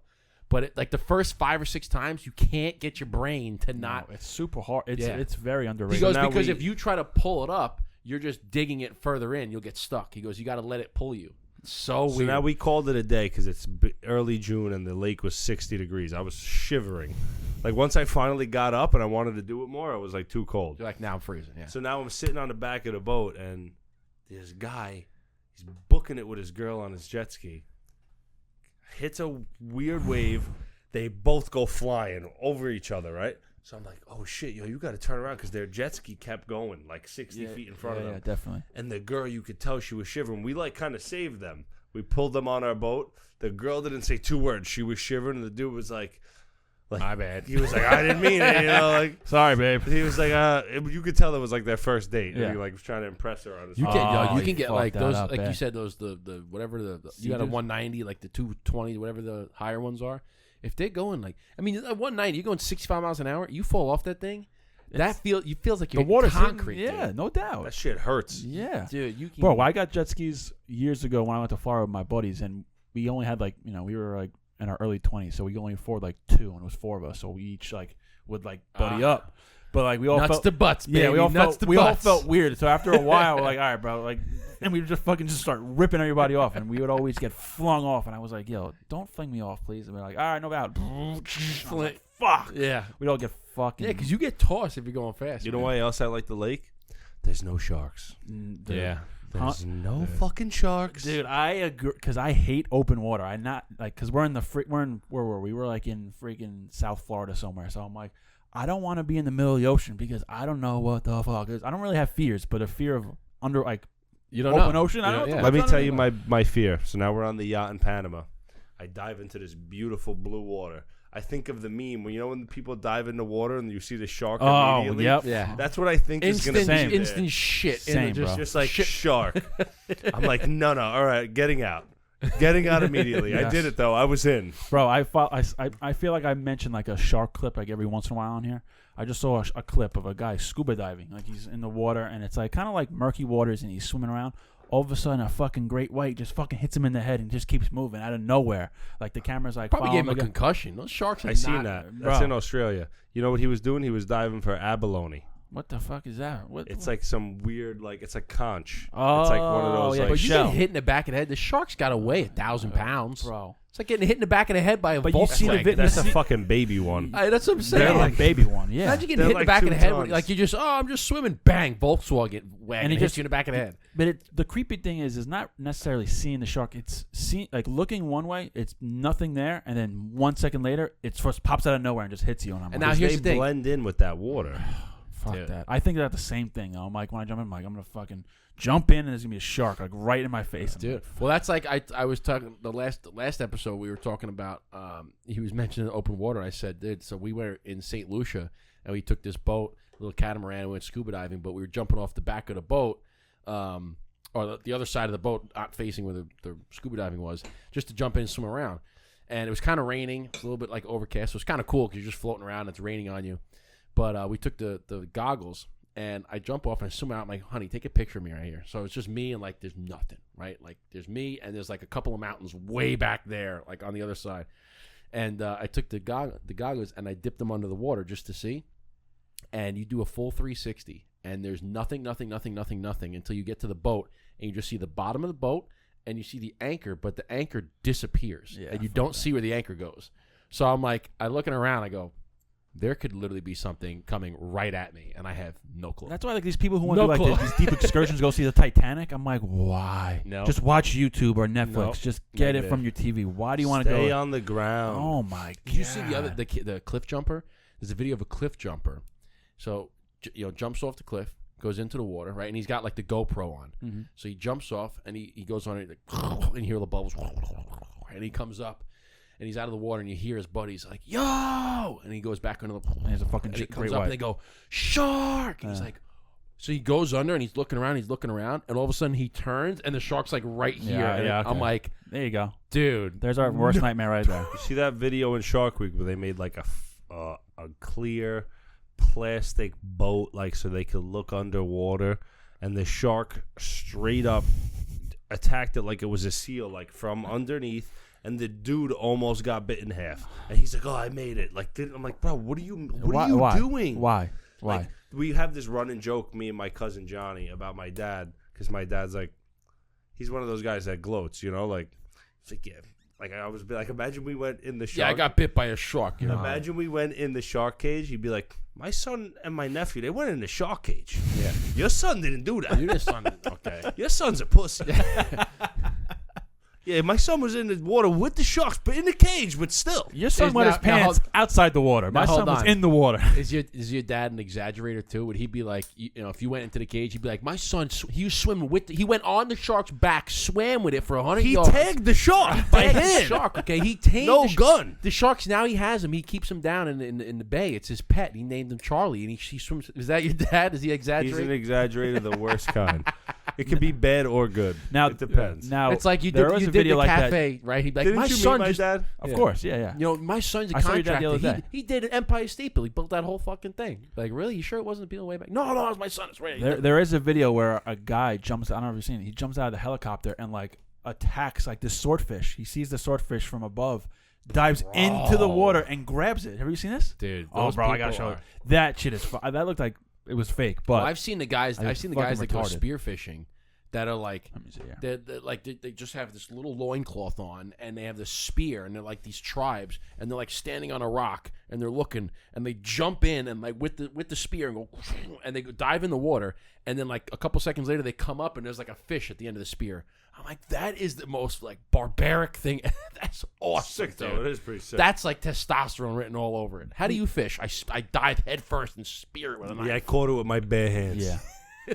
These bare hands caught that fish. That's fishing right there. Yeah, no. Go in with a knife and just okay stab on the I'm fish okay and on a go. boat and just I will say though, it's like that. The kayak fishing was super peaceful because it's no engine. Like, he had a little engine, but it's not like a big boat. Like, you're just sitting there, nothing going on, smoking a stogie, and you just cast. A big building that I did build was 57th and 7th, that big giant blue building in front of Central Park. That was my first union job. Oh, was it? 110 stories. Is that that really really narrow one? No, that's Before you guys pull that, watch this shit, right? Watch this. who's it? Fucking Bear Grylls. He's another one. Yeah, I'm gonna eat all the Hey, bugs. see the fucking I'm gonna jump on its back just to see what happens. Right? sick internet He's like, so connection. what I've Jumps done is on this thing. I've Yeah, watch. caught all the mosquitoes. I'm gonna make a mosquito patty for dinner. No way. No way. No. How does he Way. land right on Dude, it? he Though? lands He right- caught it. How the fuck do you do that? Yo, those fish ain't not strong. They're strong as hell. You ever seen the other videos No when they're fishing for way, them? And they dude. get them close to the boat and they jump out of the boat and now the Yes. spear is coming at them. Yeah, and like no, they I've seen all one. Almost Oh, just yeah. I've died. seen some of them, like the fish will attack the boat. Like, they'll swim up and they jump out of the water and they try to like stab. No, there was just a video where that exact happened. The guy caught like a swordfish and he jumped out of the water and it just missed the guy's like freaking stomach and he's on the Well, boat. now. talk to your brother about how strong the fish are. Your brother caught this massive tuna. His brother, we call him. Let me see this. Big tuna. Oh, you're on top of the building. That's Oh, like that's like the Yeah. 70th floor. that's sick, dude. That's sick. Like you're working where people are going to pay $20 million to Yeah, live. That's sick. That was the tall building you're talking about. That was the The Vanderbilt really- yeah, the building, really and then skinny one. 440 Central Park Tower. I gotta keep that in mind. Check it. But his gonna pull it up his right younger brother, I call him Big Tuna because he's a big guy, and he loves tuna fishing. Like, he's a fisherman, but he goes. Don't they tuna make fishing. a lot of money doing that? So Yeah, there's definitely he money. does it as a hobby and stuff. But he has this Look one at this thing fucking tuna they caught. that he caught this gigantic tuna, right? And he said, Fine. Ginormous. dude, he said that he fought, like, they had to go in turns. They were fighting with it for like 45 minutes, and they had to go like 10-minute turns because And then the when you thing get it was. towards the boat, they can't gaff it because it fucks up the meat if you're trying to sell I it. know. They do it like very specific way because the next year after that fish I just caught you, the next year we went like on a family bachelor party and with all my cousins and my brothers and my uncles, and we did the same exact boat. And you know when you go on a fishing trip, you're out there all day waiting for a fish. We caught 2 tuna at like 8 o'clock in the morning. Like a school of tuna just went through our boat. We got 2 right on the rods. We're like just kind of sitting around and just zzz, and we're like, so we both caught 2 fucking ginormous tuna. And they're strong as shit, those things. So my brother was same thing with like wakeboard. My brother was like, yo, when you get the rod, like your natural reaction is to fucking start going. He's like, no, it's gonna be a fucking battle. You just gotta just go through the motion. You got to let it tire itself out. What did I do when I grabbed it? I'm like, holy fucking shit. After like 5 minutes of going ham, I'm like, my legs are fucking shaking, my fucking arms. I'm like, yo, you gotta fucking take over. Yeah. We all had to do it. You got to It was- let them tire. It was like, nuts. We did the same thing when we went fly fishing in Montana, which is not. I mean, they're not nearly like as strong as tuna. Like, you're catching these little like trout or bass, whatever. Like, and but the guy was saying, he's like, when they bite, you got to pull up quick so that it hooks them. He said, but then you got to relax and let them, like, if they want to swim out, he goes, you got to let them swim out. He goes, and then when it stops, then you can try to slowly bring them back in. But when they want to go out again, you got to let them go out. He's like, because you're letting him tire himself out. Yeah. He's going to try to swim, and you're going to pull him back, and he's going to try to swim. And you got to let him just tire himself out, and then eventually he'll give, and then you can pull him all the way in. He said, but if you try to, you're just going to be fighting with him. Mm-hmm. It's like it's a game. It's like a chess match. Yeah. You let them exhaust themselves, and then it's easier to catch. I was never a big hunter, fisherman. It's peaceful. I'm not hunt, but fishing was very peaceful.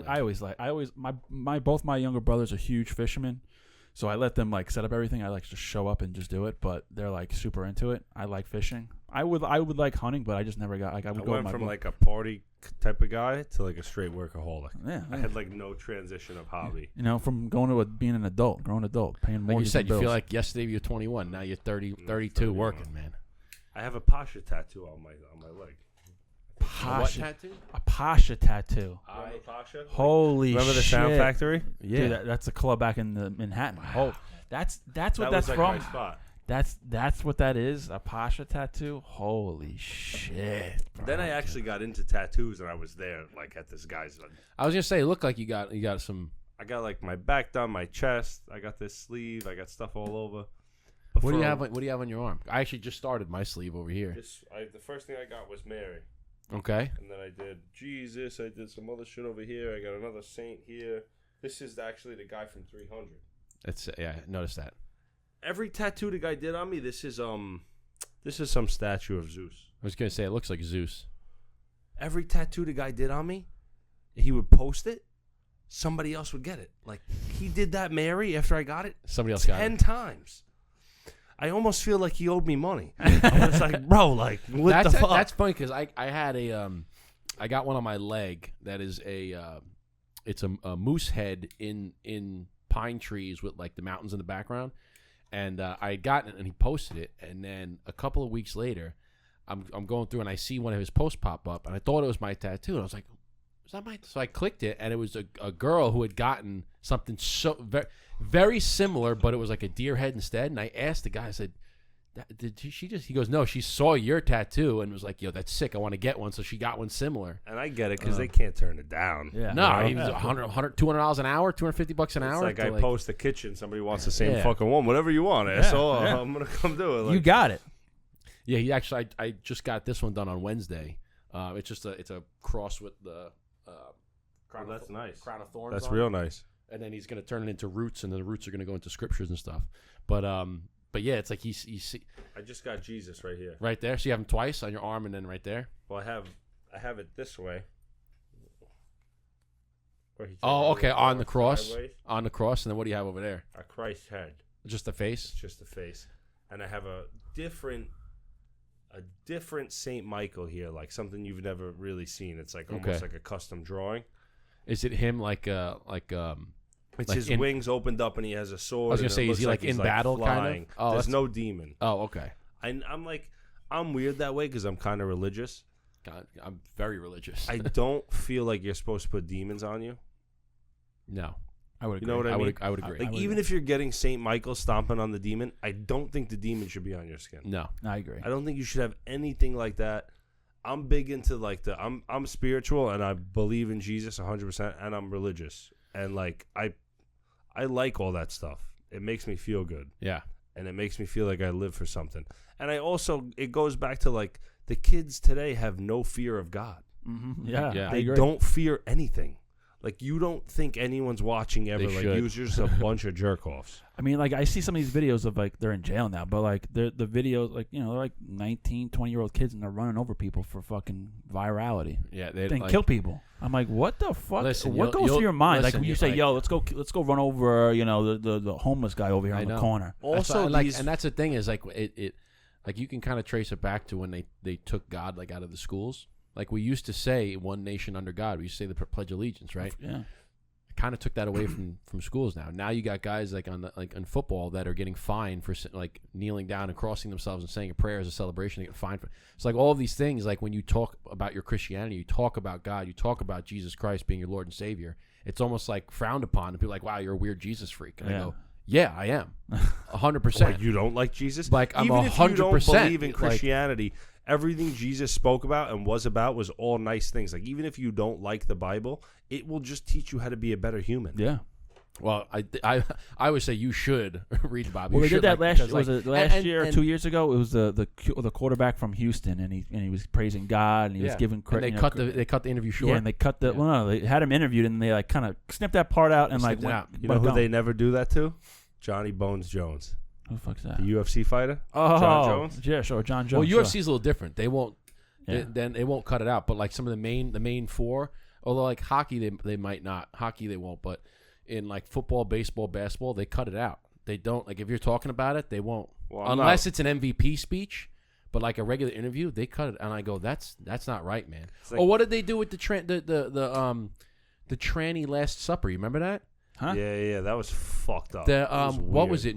Was it New It Year's? was like during Pride Week, or maybe it was New Year's. They and had, mocked- like, they mocked the Last Supper. Yeah. and I said, if there's one thing that you don't do, it's Yeah. mock Yeah. God. what is the 'Cause most mocked religion? Christianity. Christianity and Jesus Christ. Everything else is sacred. You can't mock Jews. You don't Yeah. see people mocking Buddhists. Right. You don't see people But they do it. mocking Muslims. And I'm like, listen, you don't know. And you those don't know people take their faith way more seriously than we do. Muslims fucking pray 6 times a day. Mm-hmm. You see them having mosques in New York City, and then like regular liberal New York City people will be like, "Oh my God, like you got to be respectful." But if you tell them you got to go to church and you're a Christian, they'll make fun of you. They'll be like, "What are you, like you said? What are you, a Jesus freak?" I respond, yes, I am, absolutely. I'd be like, "You want to see the I said, tattoo of yes, Jesus on my 100%. chest? Do you want to see how much of a freak I I always am?" just like when you see those people like that. I say, I mean, it's it's written in the Bible, but you say, I always say like, God have mercy on them. They know not what they do. So these people that are doing all these things, I was like, I just hope that you have mercy on. I hope that they find, Jesus by the time that they croak, because they know not what they do. And I'm like, listen, My aunt was having a hard time. You're gonna, if you keep going down that road and you don't get saved, you're gonna end up in the eternal hot box, if you know what I mean. My aunt's a liberal, and she's a school teacher, and she was having a hard time with like drinking and stuff like that. And it was Easter time, and I was like trying to talk to her, and like I'm very clear headed. I don't like nothing bothers me, unless like you smack my girl's ass. We're really not gonna have like a problem. Yeah. You know what I mean? Like when I was a kid, yeah, it was different. But like now, like if we're not making money, what are we doing? Yeah. What are we gonna have a fist fight? Yeah. We're both That's the losing funny here. thing now is when you get the older guys that want to have a fist fight. I'm like, what are you fucking doing? Like, I'm like, first of all, you're 50. I'm gonna beat you up real bad. So just relax. and you're like, I got work in the You morning. want to know? You want to know the very first text I ever received from Blaise ever was on Marissa's birthday. The reason why I have this scar, for that exact reason. Stupid bar fight. Someone disrespected Marissa. We tried to leave. It turned into a whole shit show. I get a text from Blaise. Welcome to the family. Your loyalty is respected. I remember that. I remember you telling me about that text. Yeah. I was like, Marissa, whose number is it? And she's like, it's Blaise. And I was like, Blaise. And she's like, oh my God, unbelievable. But Didn't you tell me that like one of your brothers said something that like like too bad Justin wasn't here, or if Justin was here or something. Did you tell me that, or am I just making that shit up? I think you're making that up. Okay. No. What happened was that I night, was there. I left. Yeah. Because What it was happened? like a slow night. It was like us Yeah. at the bar. Yeah, it was after dinner. It was like 11, 12 o'clock at night. This whole thing happened. We went to a birthday party, all of us, for It someone. was Marissa's birthday. We went and everyone was like, "What do you want to do? You want to go home or you want to go out?" And everyone was like, "Let's go to the town and the bar in town." So we went. Right as soon as we got there, it was a shit show. I said, "You know what? Let's just leave." So we were leaving, and then it escalated as we were waiting to leave. And what my middle brother Tyler wasn't there, who's a big boy. Her cousin. Oh, was they said like, oh, too bad, like if Tyler was here, my brother wasn't there. My brother-in-law Mark wasn't there. Her cousin Nick wasn't there, and they're like, "Thank God none of these people were there because if they were there, that's I wasn't there. Yeah, it would have been if Tyler was there, because my younger brother was there, my youngest brother. Tyler's a brawler, man. Yeah, my brother's got a couple scuffles. My youngest brother, who's there, he's a big teddy bear. He was just like, "Eric, I've never seen that side of you." He's like, "You turned into a shark. Your eyes turned black, and you were just on top of this guy, and like, what the fuck was going on?" He's like, "I've never seen." What did they hit you with? A bottle or something, right? From what the detective told me from the security footage, I was on top of this guy, and he said, I don't, this doesn't make sense to me. He said, but it seemed like a random guy was walking past me and just clocked me once and then just kept walking.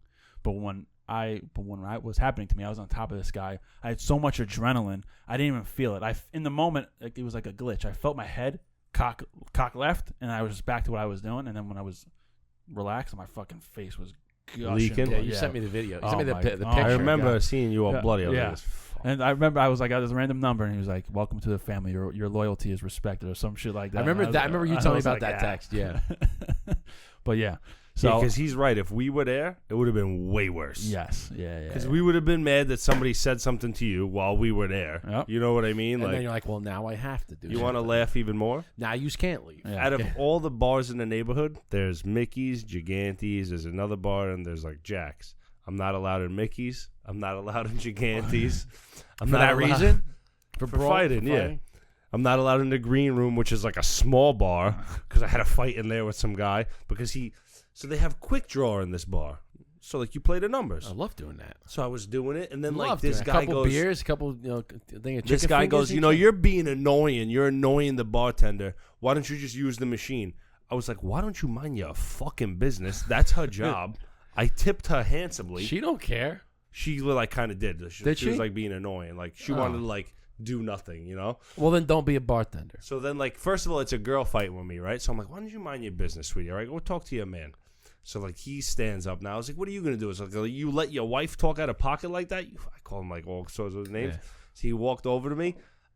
This is like 3-4 years ago. I didn't even think about it. I just punched the guy in his mouth. Like, you're walking over to me. You should have just stayed in your seat. You know what I mean? So then like he hit Punch first, ask questions later. Right? He fell, and then like the owner came over. He's like, "Come on, Blaise, you know this guy." But I'm like, I don't care, bro. I'm like, I'm spending a lot of money in here on your stupid fucking bar, and like trying to win $5 in a trying to stupid win game. $20, and like you guys are trying to abuse me. Gotta be honest though, that game, I mean, it's kind of fun. Like we used to play that in some of the bars too. Like we used to go, and we just go out for like a Friday night. I'm not trying to go nuts. I've won money. I just want to sit at the bar. Like I've my won buddy, I'm like, hey, on a $20 ticket. What do you want to do? Like we're That's just the most I've ever heard everyone win before. Sit at the bar, right? We have a couple of beers. I get a plate of chicken fingers and fries, and I'm just gonna play the freaking machine a little bit. You know, I'm just gonna kill a couple hours and go home. Right? Nice, cool, easy night. I'm not trying to go to another after party. I just want to chill with my boy. Like we hang out. You just play, right? $1, $2, $5, $10. Or I'd be like, all right, you want to split this one? All right, give me $5, $5. You pick $5, I'll pick. And you play. I'll play like the 2 numbers, play the 3 numbers. You get it. And sometimes you win $50 and it pays for your dinner. But it gives you something to like do. You know, to do. Yeah, look at you watching it. It kills the time, right? We used to, when we go in there and watch the fights, just to make it interesting, because let's be honest, when you go to watch a fight, you're not there to watch the first 15 fights. You're there to watch the last one. That's the title fight. That's what you're there to watch, right? So to keep it interesting, because you go to the bar at like 8 or 9, and the fight doesn't come on until 11. So to keep it interesting, my buddy and I'd be like, all right, this one, $5, pick a guy. He'd be like, guy in the black shorts. I'd be like, all right, I'll take the guy in the red shorts. $5. See who wins. One guy wins, $5 goes that way. Next one, I said, you pick first, I get to pick this guy. All right. And every fight we would do that. And the $5 would go back and forth. Like maybe by the end of the title fight, one guy might be up 5, might be up 10. But it made those fights interesting because now I'm rooting for some random guy. I have no idea where he's from, no clue about his background. But I'm like, yeah, fucking hit him. You see this new fight that's coming out? Jake Paul and Tank Davis, Gervonta. I don't know about Jake Paul, man. I don't know about Tank Davis. Who is that? That sounds Gervonta Davis. They call him Tank. He's a really fucking good not welterweight. He's like a lower boxing. Yeah, he's a boxer, a real boxer. What do you think about Jake Paul? I think all of his fights are definitely scripted. Yes. I don't know though, because he did lose to Tommy Fury, or set up like he lost to Tommy Fury though. The Mike Tyson, 100% scripted. Tyson Fury's little brother, who's a real boxer, he beat him, but in a decision, he didn't knock him out. So I don't know if there's like a clause that you can't knock him out. I don't know. Now here's the thing, is Jake Paul is he a good boxer? Like, does he have skills? He's pretty good. Yeah, I think he's got skills, but some of these fights are questionable, man. Is he as good as like these fights are making him out to be, where he's like only lost one out of how? I don't know about that. Like the Mike Tyson fight, there was a couple of spots. I wish boxing was more popular. It's kind of. There was a couple of spots. It was when we were kids. Yeah. Oh yeah. Definitely. Oh yeah. 100%. But that Mike early Tyson 2000s, fight, that's where it kind of started falling off. Like once the UFC got big too, though. Mm-hmm. Yeah. And now UFC's kind of dead for me too. Like all the guys I used to love, they're not even around. Like I know. John Jones Bones, McGregor. John Jones was the guy. Like, why'd you take your pants off? My balls was hot. No. Is that him? No. That was a different guy. John Jones has never lost a UFC fight. Who's the guy that said that then? That was another heavyweight guy. He was another big heavyweight guy. He was a big boy. I forgot his name. But John Jones was the light heavyweight champion for years. Never lost. He lost one fight on like a tech where he elbowed the guy in the head down, like something you weren't supposed to do. What is that called? That's like a TKO. Like a donkey punch. But like kind of he thing? Lost. But he didn't lose. He never lost a fight. No one was ever able to beat him. Then he just beat Francis Ngannou. That for guy, the heavyweight fight. Dude, that guy is a fucking machine, dude. Like, he lost to John Jones, but John Jones is gonna go down as like the greatest fighter of all time, with UFC fighter. But Francis Ngannou is a machine. And after he won, he said, I can't take all the credit for this gift. I give all my glory to Jesus Christ. Yeah. And, like, that makes you feel like the type of man that he is. Because he's a phenomenal fighter, and, like, he almost can't explain why he's so good. Like, because he's, like, a big cokehead, too. Like, he got a DUI, always doing blow, like, always being crazy. Yeah. And, like, he just goes in there, and he picks you apart. Like, he'll fight with you for 30 seconds, and he's like, oh, you want to do that? All right, this is what I'm going to do. I'm just going to abuse you in front of everybody. Yeah, I'm just making Don't be mad about it. All right, so just to get back on the, I sent you this video with from Mike Tyson, right? I was talking about some of the Mike Tyson fights, like some of the spots in the Mike Tyson fight with Jake Paul. I was like, I don't know about that because it looked like Mike Tyson. Some spots he kind of like he did look a little aged, but there was some spots where he looked like his old self, and he kind of got into a spot, and then he didn't throw it. Like he would have the combination where he'd be like a 1-2, he would slip, he would do the twist, and he'd have a right across, and he wouldn't throw it. And I'm like you look like he would, and he would hold us. And did he, was that? Is there a clause in there you can't knock him out? Yeah. So I was like, I don't know about that. But the reason I bring up the Mike Tyson is I sent you this video of Jamie Foxx. Mm-hmm. So I don't know if you saw this, but Jamie Foxx is planning on a Mike Tyson movie about like his life, and he was talking about the he's gonna play him. He might. I mean, he does the voice, and he's pretty freaking good. And Jamie Foxx is a phenomenal actor, so I think that he could do it. He's definitely got to get big for that role. He's gonna have to get big, but like he was talking about how he envisions this, and he's like, I've been thinking about this for a while, and I want to do it because if there's anybody in the boxing world, like they did an Ali movie with Will Smith, right? I'm surprised there's not a Mike Tyson movie already. That's what I'm saying. I go, you got to. That movie kind of sucked. It did, but like, so the Mike Tyson, if you do it right, could be. But he talks about this. He's like, envision like you're in New York City, like in Brooklyn, right? Brownsville, and you see the camera come down, like you're seeing it going through the like a drone, kind of going through the city, and all you hear is like it's all you hear, and it's going through the city here. And then you hear like, I heard you were the Beth, man. And you hear just like the hit in the mitts, right, as it's going through the city. And then it gets to this old boxing gym. And the doors open up, and you just see this. You see the back of a guy. and you see this old man just holding up, and the kid is talking to the old man. The old man's Mike Tyson. The kid's he's like, man, my dad said you were the best. He's like, man, and Mike Tyson's like, man, listen, kid, just hit the bag. My dad don't know something, man. Just hit the bag, just hit it. And he's kind of talking, right? And then the kid just goes, and the kid throws like a hit. He gives me like a hit, and he pretends to like hit Tyson, and Tyson pretends to fall down, and he says, and at that moment, as he falls down, it flashes to when he gets knocked out and he's laying on the ground. By Buster Douglas. And he gets knocked out and he gets up and he hears all these people like, man, get up, Mike. Man, you a bitch, Mike. All this shit like that. And then it goes back to the hitting it, right? That's the whole video? No, he's talking about this stuff. Oh, okay. And I'm envisioning, I go, dude, that would be a sick like movie. just coming through that. like that. And Yeah. then they said, and then like it something where the kid's like, man, so what was it like, Mike? What was it like? And he's like, let me tell you something like that. And then it goes side, and then it goes back to Mike when he was younger in the gym. So I was watching. I said, dude, something. stop. I'd watch just the intro. I was watching something about Buster Douglas and Mike Tyson's fight. Buster Douglas' mother died a week before that fight. Damn. And he told her, I'm going to win for you, like, no matter what. And if you watch that highlight reel, he knocks Buster Douglas down. Like, he knocks him out. It's a good fight. Gets back up. Knocks Tyson out. And then Tyson really, like, that was his first knockout. Like, that upset the world. Like, that's like when that fucking guy beat McGregor. Yeah. Dustin Poirier or yes. whatever. When he beat McGregor and everybody was like, what the fuck is going on? McGregor was another one that was, like, untouchable. On a streak. But then, like, yo, did you see him last week, like, kissing that fat girl on a beach? Mike Tyson? No, McGregor. Oh, no. Meanwhile, his fiance is beautiful. She's been with you since you were poor. And, like, if you're going to do that, like, you have enough money where you don't need to get caught. Yeah. Well, And you're kissing a fat Irish girl on a beach who's gross, and you're Conor McGregor? Like, it just didn't make sense Nah, to me. Did you ever see the documentary on Tyson where he had talked about, like, somebody had asked him about, are you ever scared to, like, go into the ring? Like, you ever frightened or nervous? And He Tyson says yes. And Tyson was like, yeah, every time. He's like, I'm nervous the whole way. He's like, my stomach's turning, like I'm throwing up. I'm nervous. I'm scared, right? I'm scared. I'm nervous. He's like, I get up to the ring. As soon as I get into the ring, I'm a god.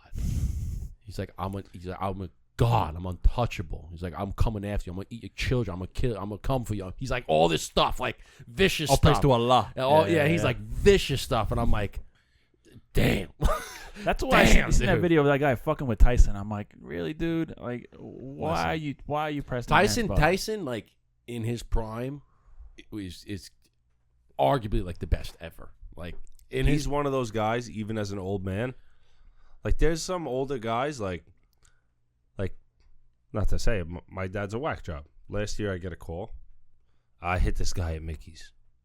Why? What? Why? He's fucking looking at me stupid. I don't know what happened. But the bouncer threw me down the steps. So come here. I'm going to wait for him. And I'm going to fucking knock him out when he comes outside. I was like, if that's what you want to do, okay. So I go there. He's waiting there like an animal. My dad's like my size. But he's like, my hands are big. He's got like mitts. Baseball glove hands. Mitts. He's been doing construction 30 years. Like, his hands look like a glove. He's got mitts. So, like, he hits you, you're going to feel it, you know? Like, and he could fight. He's a brawler. So he's like waiting there. The cops come. What are you doing here? I'm just hanging out. Oh, you got to leave. I got to go nowhere. I pay taxes to live in this neighborhood. Think you're going to kick me out of my own neighborhood? Get the fuck out of here, he tells the young kid, one of the fucking cops. The kid's like, he didn't know what to do. He left. Yeah. It's like an hour went by. I'm like, this bar don't close till 4. It's 2 o'clock. I'm like, let's get the fuck out of here. He was just like so heated in the moment. Yeah. Like, A couple drinks but help like with, those older guys like that like have that will still, like, yo, they could knock you out. They hit you one good. Like, Most definitely. you know, like it could happen. Listen, that's the thing. People always, they always say like, oh, this guy's huge, blah blah. So listen, anybody, I don't care how big, how small, like anybody, if you get caught with a good one, you're going down. Yeah. If you're a smart man, you don't underestimate anyone. Not even the fucking girls. I've learned from experience. You get caught with a good one, your lights out. This man. girl and this dude were fighting, and the dude smacked her in the face. So I like kind of got in the middle, and I was like, "Yo, you can't do that, buddy." The girl jumped on my back, started hitting me. Don't get away from my boyfriend. Yeah, like you don't think like Ronda Rousey could knock out like 50%. You're like, get off I'm of like, me. what? I'm like, I'm trying to help you dummy. Like, fine, get beat up. I don't give a fuck. Go catch another smack. You deserve it. You deserve that. Now you deserve to Now get you smacked. fucking deserve it. Wow. That's fucking nuts. So like, you can't really underestimate anyone. No, I mean that's a good point though. Yeah, if you're a smart person, you shouldn't expect or underestimate anybody because you never know. Because even if the person's the smallest person, you don't know if that person's especially got a knife, as a man where we live in like the richest counties in the country, like New York City, Long Island, Westchester. Like where we live is where people's jobs are to commit crime. Like that's their job. You know, like they're stalking you and like they got girls trying to prey on you and like you know, hit on you, maybe hoping that you'll walk away with them and then they'll strike. Like especially you have a nice watch or a chain or something. Like when we went to Panama, I wore like this. Just like my little fucking I didn't even wear a watch, like, you know, like because that's why you gotta like that's why I always try to say, like, listen, you gotta be observant of your surroundings and don't put yourself in those situations. Like if we're gonna get drunk, I'm gonna be here at your pool. Yeah. Safe. Yeah, exactly. And I'll get shit faced. Although you might not be safe at my pool because I did punch my best friend in the face here. So I'm just saying. we can have a fight as long as we can be friends after. That's a fun. That's cool. It's actually a funny story though, and if I tell you this, like you'd be like, all right, you know. And you guys are still friends. Oh, my brother from another mother, dude. Like I've known him my entire life, and like he grew up, and we're brothers, right? And so we're having a bridal shower. My wife was here with all the girls, and my buddy and I, we went down to the bar and we're just drinking. We're actually drinking tequila, and they had a bottle of Clase Azul, the gold edition. And he's like, "Yo, that's a really nice bottle." I was like, "Fuck it, how much for the glass?" He's like, "It's $100 a pour." I was like, "Fuck it, we're getting married. Let's do it $100." So we did it. As soon as it hit our lips, I go, "Gotta get it." So I called up the liquor store. So you got a bottle? They said, "Yeah." I'm like, "Put it on the side. We're coming to get it." We get it. We bring it back here. We finish the whole bottle. What was it? Casa Azul? Casa Azul, yeah. Which one? It was a gold edition, black bottle, like the little gold rim on it. Yes. And so we finished. It's like smoky. It's good, yeah. So I'm smoking my cigar, right, and we're getting tuned up. And my buddy's a character, right, and he like goes. You know when you play chicken, you go under somebody's legs, you pick him up. So he's going under, and he's like picking me up and dunking me, right? So he dunks me. I lose my cigar. I was like, "Yo, bro, my man, don't dunk. I just lost my cigar. Like I just lit it. I lost it." He's like, whatever. Light up another cigar. He does it again, and I'm like, listen, dude. I was like, I'm telling you right now, I love you, man, but you're ruining my cigars. Like, that's the second one. You did again? You lost your second cigar. I lost second. I don't know if I know the story. Yeah, I was like, dude, I'm telling you right now, if you do it one more time, I'll punch you in the face. I was like, you're my brother, and you know I'll do it. Like we fought each other before, right? But that's what brothers do, right? We tussle, and the next day, hey, you want to hang out? So I was like, you do it again, I'll punch you in the face. Does it again, right? He's a fucking big guy Right. too, is he? 6'5"? You know, so Johnny gave him the nickname the German Missile. Yeah. So He's a big boy, big German. So he dunks me again, and I get up, and I just one right through, like not a haymaker, like I'm trying to knock your lights out, but one bang, right, bing, and he was just like, felt one of the boy comes back up. He's like, I was like, are we good? He's like, yeah, we're good, no problem, we're good. And I was like, all right, cool. Dapped him up. I'm like, he's like, oh, my bad. Next day, right, we call him up. He's like, yo, listen, I'm so sorry. You know, I got drunk, shouldn't have done this. I was like, dude, my bad, too. I shouldn't have hit you. He's like, no, listen. You warned me, and I deserved it. I was like, yeah, I still shouldn't have. Like, I feel bad. And he's like, no. I was like, we're good? He's like, yeah, we're good. No problem. But it's like, I told you. You do it. So I feel like this is proper. I feel like this is proper. Like, I'll kill it there. Now, so now the joke always goes like, oh, listen, you're going to Justice House to drink. Be careful, man. Now don't dunk him. My punch in the face. Don't dunk him. I punch you in the face. Now the even more proper thing is just to put it down and just let it burn out. Yeah. You don't want to freaking put it I out. know. I always end up. I smoked cigarettes for so many years. No, that's the natural thing to do. No, but what you can do, like, if you when you if do you that, brush you like brush the ash out. off and put it down, it's fine. But you see people that go like this and they crush it like flat, like just. Because then you let all the unwanted odors out of the cigar, and it smells terrible. It smells really bad. But yeah, alcohol will do that to you. Alcohol will do that to you. I bought my father a cool cigar ashtray that has like the hole to put the cigar in. Yeah. And then it has the cover if it's raining. Yeah, that's cool. It's pretty fucking sick. I've seen that. So like you can. And then once you get into cigars and you start seeing like a $200 ashtray, Dude, you're like, you go down. what You're the like, fuck? You're like, bro, I'll fucking make this. What is it called? Bro. It's like the I forgot what they call Cigar it, people but- are hoarders. They but it's love like the accessories. Yeah, shit. it's like you're an accessory whore. Like once you get into cigars, you start finding you get all these lighters and these cutters and these. We don't ashtrays. even have humidors. We have those seal. They look like cookie jars with the seal. Yeah, it works. And we put the water gel stick in there. Yeah, it works. You can even put I don't know if I have them in here, but you can put the Bovita packs too. You know, you can actually. Bovita. Oh, I'm sorry. Bovita. Bovita. My Yeah, bad. it's like the bag, right? Yeah, you can even do Tupperware. If you just have like plastic Tupperware, as long as it's got a gasket with a seal, you can use that. Yeah, and just don't keep it in the sun or in Yeah, any man. kind of keep it loosely lit. Nice and cool. Because they stay fresh. They do for a couple months. So shit, we're an hour and 45 minutes. Holy shit. Have we really? Damn. Shit.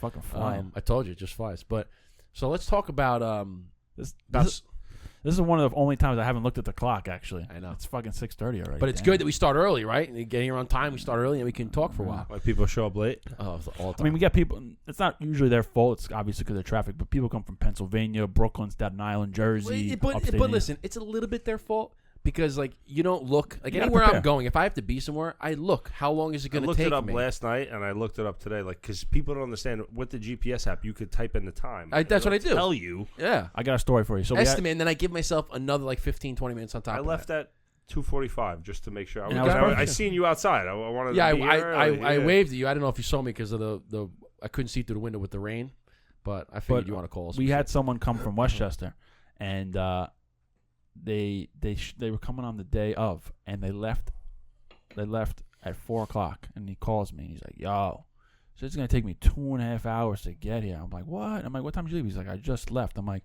"Have you never drove to Long Island before?" I'm like, "You're driving in prime time rush hour." Yeah. He's like, I said, "Listen, just turn around. We'll reschedule it." But he's like, "I looked at it the night before. It's at an hour and 15." I'm like, "Well, yeah, because you look at 11 o'clock at night. There's no traffic. Yeah. I mean, you got to look at it like you said. You got to put the time in, or look at the time when you're expecting to go." It's got it right See there. the It says, traffic. you know what you can even do too is you can put in the time you want to arrive by. Mm-hmm. So you go to the thing, you say arrive by 4:30, and it'll say leave at this time, and it says like leave at 2. I'm gonna leave at 1:30. Have you been to Belmont Park Village across from UBS Arena, the new mall? No, but I've been to UBS Arena. I just built that mall last year. Right across the street? The Union, yeah. Oh, so we really? saw that when we went in. We just went in there the other day for not the Oh, other shit. day. When I was still living in Bensonhurst, We went there for the Islander Ranger game. and I learned how shitty Long Island traffic is. Oh, what's the It's fuck? I worked perpetual there for a traffic. year. Yeah, it's terrible. And I was taking the belt back and forth, but I still hit like. Terrible, dude. The that belt little- is. I think know the what? belt is actually the worst expressway in the tri-state area. But you know what you learn about Long Island? That there's really only 4 highways, Yeah, and they're all busted up. With And there's traffic. one way in, Like, one way out. That's it. Like Yeah. you're just beat. yeah.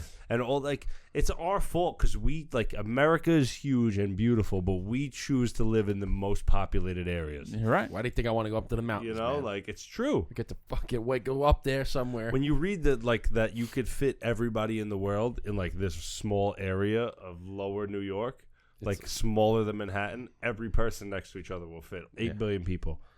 You live on top of each other, literally on top. 100%. But I wanted to ask you.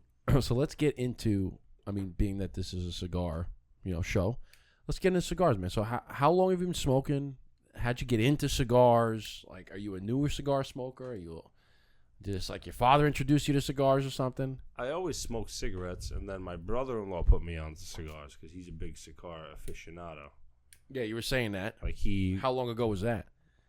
was probably like 21, and then like I would not smoke them because I'd smoke half of it, put it out, and he'd be like, "What are you doing? Yeah. $20 cigar." I got a great story about Nick. Nick and Fallen soldier. my bachelor party. We were in Scottsdale, and we get back from wherever we were doing at night, and we're all hanging out in the pool, and we had my cigar case just open like that, and Nick was like, "Yo, can I grab one of the cigars?" I said, "Yeah, bro, take whatever you want." Of course, he takes like one of the most You took a expensive. Padron, right? He took a Padron, a 1946. It's probably like a $30-$40 cigar. So he's like, I'm like, "Yeah, bro, take whatever you want." So the next morning we wake up, I see the cigar is like a quarter of it smoked. I'm like, "Nick, what the fuck did you do?" He's like, "Bro, I'm sorry. I felt sick after. I couldn't do it." I'm like, "Next time you pick a cigar at 3:00 in the morning, just pick pick one that doesn't look so nice and shiny. Pick one of the shitty ones." He's like, "Bro, I'm sorry." Still to this day, I bust his balls about it. But So those stories, and it's I the want worst. to get back to how you started smoking cigars and your first ones and everything. But it's stories like that made me not create, but in my humidor. So I have 2 humidors in there, and they're both fridges. And one of them is more like our cigars, and the other one is just kind of a bunch of everything else. But what I had done is I put all of the cigars that are not like they're bad cigars, but they're not mine. They're not the ones that I'm saving for myself. They're just like everyday whatever cigars. I put them all on the top shelf. So when people come over and they see smoking, like, "Oh, yo, can I have a cigar?" I said, "Yeah, go in my humidor, anything off the top shelf." And they go, "Top shelf?" I said, "Yeah, top shelf, whatever you want." They go, "Are you sure it's like top shelf stuff?" So, yeah, anything you want. Take anything you want. And they'll take it because I know that they're not like seasoned cigar smokers. They're not going to smoke the whole thing. They're going to smoke half of it down, and then I don't have to worry about, that was some shit cigar that I got from some wedding. It's okay if you smoked half of it. Because the worst is when you put a box of cigars, of your own cigars out, you put a box, everybody grabs, they start smoking it. The next morning you're cleaning up the party, and you see 50 cigars, they're all half smoked. I'm like, the only time I don't mind when people do that is when people pay for it at events. Well, then you can do it. And I'm like, smoke every one. You know what I've been doing? Last time we threw a party, I bought 2 small baby Monte Cristos. You know, the little cigarillos. Yeah, those are good. You hand those out. I enjoy it. I'll smoke the whole thing, but then you don't give a fuck if people don't smoke. Those are actually not bad. Buddy of mine, Joe has those. He brings them because he's like, they're perfect. They fit in my little soup, like in my pocket. So I want a quick stick, so I can just go out 20 minutes. I can go back in. Yeah. So he goes, they're great for the winter because it's fucking freezing your nuts off. Did your dad smoke cigars? Yeah. Yeah. So Tommy, so your brother was in a aficionado, turned you on to cigars like 21. You were kind of like, what happened? Kind of like half smoking them, not smoking them full. When did you like really get into, okay, I enjoy cigars? Probably when he became an adult. Yeah, recently, I like today. It. Today was my like, you know what? I'm done with the fight, and I'm just gonna sit back and smoke a cigar and take a chill. Like I really enjoy. Like after work, I'm big in my garden. I have a crazy tomato garden. I got cucumbers, zucchini, peppers, shishito peppers I grew this year. The best tomato I had this year is the purple tomatoes. Like not cherry tomatoes, but like the heirloom ones, the smaller ones, the purple ones. Yo, they're fucking, I eat them off the tree. I can't even get them in the house. Isn't it amazing how fresh, like it's so much better. It's crazy. We got a little one over here. We have like cucumbers, red peppers, green peppers, jalapeno peppers. We got corn growing, and we got 2 tomato plants. I built a 15-foot long by 8-foot tall, 6 feet wide pergola this year in the backyard just to grow my plants. There you go. My mom's like, you don't need that, bro. The fucking tomato plants are 10 feet tall. Dude, I you have cucumbers or no? Yeah. Do you have pickling cucumbers? Yes. You ever do your own pickles? Mm-hmm. Comes sick. Dude, we just did it for the first time. Amazing. And then what we did was we took one of the jalapenos, sliced it, dropped it in there. Bro, like spicy pickles. Dude. And it's so better good, than man. you buy at the store. So way better. You way make better. the brine. It's like vinegar and water and sugar. It's like the easiest shit in the world. We had like these little packages. It's like you just put like vinegar and way better. Way better than the store. Of course. So let's back to the cigar. So that's what I'll do. I'll smoke a cigar. I'll have a glass of wine, a little red wine, like an ice cube in it. Mm-hmm. And I'll sit there. I'll look at the garden. I'll smoke. I used to smoke a lot of pot. I can't do it anymore. I'm too busy. Like to be. It's crazy. Like so you're not a functional pothead. Like you know what it is? It's not that. As I got older, if I smoke pot, it gives me anxiety. I'm like, am I gonna die? Why did I do that? You're like, I've had this cut on my hand for 3 weeks. I'm dying. Start looking at shit. I'm like, bro, I didn't have that there yesterday. Anytime I would smoke pot, anytime, my heart would always be racing. And should be doing the opposite. But whenever time this is when I was younger, but I'd be like, yo, am I gonna fucking die? Because I can hear my heart. Like, it's almost like I don't want to do anything that I like. You only want to do things that you enjoy. Your point in your life that you're at now, like people that like even older guys that smoke pot all day. I'm like, bro, we're at work. What are you doing, I know. man? What's good with you? Like, listen, you can't wait until you get home. Like, you want to get home and you want to go in your backyard, you smoke a joint, you go to sleep. Even my like, friend that like the apprentice at work, I break his balls. I gave him a Zin today. I'm like, bro, stop smoking that gay fucking vape pen in front of me. You look like a faggot. As my brother would call it, a douche flute. I'm like, no, he doesn't. Yeah, my brother would have like smoke. My brother would have a the big cigarette one. like a man. Go outside. Stop hitting that weird shit. Kill your lungs like a man. Killing yourself in front That's of like, me. who's that guy? Be like, a man. Don't smoke vape. Smoke cigarette. Be a man. Yeah, I agree. Tell your wife you're going out for beers and butts and never come back. Beers and butts, baby. Be No, a man. my brother would have like this is when like vaping was like a really popular. He would have like the big. I'll take one after. I love fucking Zins. You like Zins? I do, yeah. Really? I like him. Oh, he's a Zin zaddy. Oh yeah, the fucking top decker, baby. Come on, Top deck. Well, I used to smoke a pack of Newports a day, and then I got onto like a Juul, and then like I forget what. So happened. you were smoking the douche flute? I was for like a year, and I was like, this shit is whack. Then I went back to cigarettes, and like I wanted to start running again like 3 years ago, and I started running. Then I started doing like the Zins here and there, and then this year I just like started doing it more and more. Yeah. I got to stop doing that too. And now they make like shit that's good for you, like that helps like your focus and energy that like just replaces that. Like I used to do the 6, now like I do the 3. I'm waiting for them. They won't make a 0 because that makes no sense for them. Like how no, you know exactly. like, I'll give you a fun fact though, because you make your garden. You make tomatoes, peppers. tomatoes, peppers, all vegetables and fruit that come from. Have nicotine in it? Yes, sir. I know that. Yeah. Yes, sir. That's a big thing. And It's not a lot, but they do. No, but it's in there. Yeah, Micrograms of nicotine. Yeah. But yeah. My friend quit everything with the gum, but that gum sucks, bro. I feel like it was like a 90s nicotine thing. gum. I can't believe we still do the Nicotine gum is like burns your whole. My throat mom used to out. do that. My mom used to have the nicotine Stogies. gum. Stogies all day, man. Yeah, stogies, no bogeys. There's like some nicotine in there because it's tobacco leaves, but There's it's a lot. like Yeah, there's nicotine for sure. Yeah, there's a shit ton of nicotine, but there's no. I mean, that's all it is. It's it's no natural tobacco. But no yeah, but that's the carcinogens, thing there's no too is that it's natural. chemicals. It's natural nicotine that when they would say, "Oh, well, smoking's bad for you," I said, "Oh, what are you talking about? You talking about cigarettes? Yeah, but that's not tobacco. Cigarette has less than 5% tobacco in it. It has 95% of these carcinogens, all these other chemicals that are in there. So are you smoking a cigar? Like even weed. I mean, weed can kind of make you a little bit loopy and stuff, but I'm not advocating weed. I don't smoke weed. It is natural though. But it's a plant. Yeah. Okay, this is a plant. This is just it's got natural nicotine in it, just like some of the vegetables do. I said, and you're not inhaling it. And it actually, there's done studies where it's actually healthy for you. It improves your cognitive function, improves it increases your testosterone, it lowers your cortisol, it relaxes. So there's a lot of things. But I go, listen, I'm like, are you smoking 15 a day? No, I'm smoking 1 a day, maybe. Okay, I smoked 2 today because I smoked 1 on the golf course this morning. I'm smoking 1 now. It's not like I'm chain smoking them, inhaling them nonstop, right? Can't even inhale a cigar if you wanted to. Like I inhaled it before just 'cause I like to do it. Every time I smoke, I'll take 1 inhale. Yeah. Can't handle it. No. And even they even have guys like George Burns smoked like 10 to 15 cigars a day and lived to be 100. Mm-hmm. Avo Uvazian, who is the owner of Right there. right there, the teal one, Avo. He died at 92, and he was smoking like 15 a day for years, for decades. 92 years old. So it's like, I don't know, just do the numbers. Like, We've done there's reports out there. I There's don't need shit a brains, But So you had mentioned that you like the 5 Vegas, right? You like some of the CAOs, some of like, do you remember like the first time you got set up with like, all right, I bought a whole box and now I'm like, these are, because you can have cigars here and there, blah, Yeah, blah, I blah. bought the jar. And then you're like, all right, now I'm officially, I bought the V cutter. Everybody robs my lighter because I buy the diesel fucking torch. It's like this big. We have one on the table. Yeah, the blowtorch. Yeah, we have this thing. It's like a quad blowtorch thing. Wait, hold it for a little bit. Look how hot this fucking thing gets. Ready? Yeah, Wait. it turns red. I mean, look at it. Look at it. I'll burn your fucking face off. Yeah, I have like the one. It's like 6 inches big, and the flame is like that. Yep.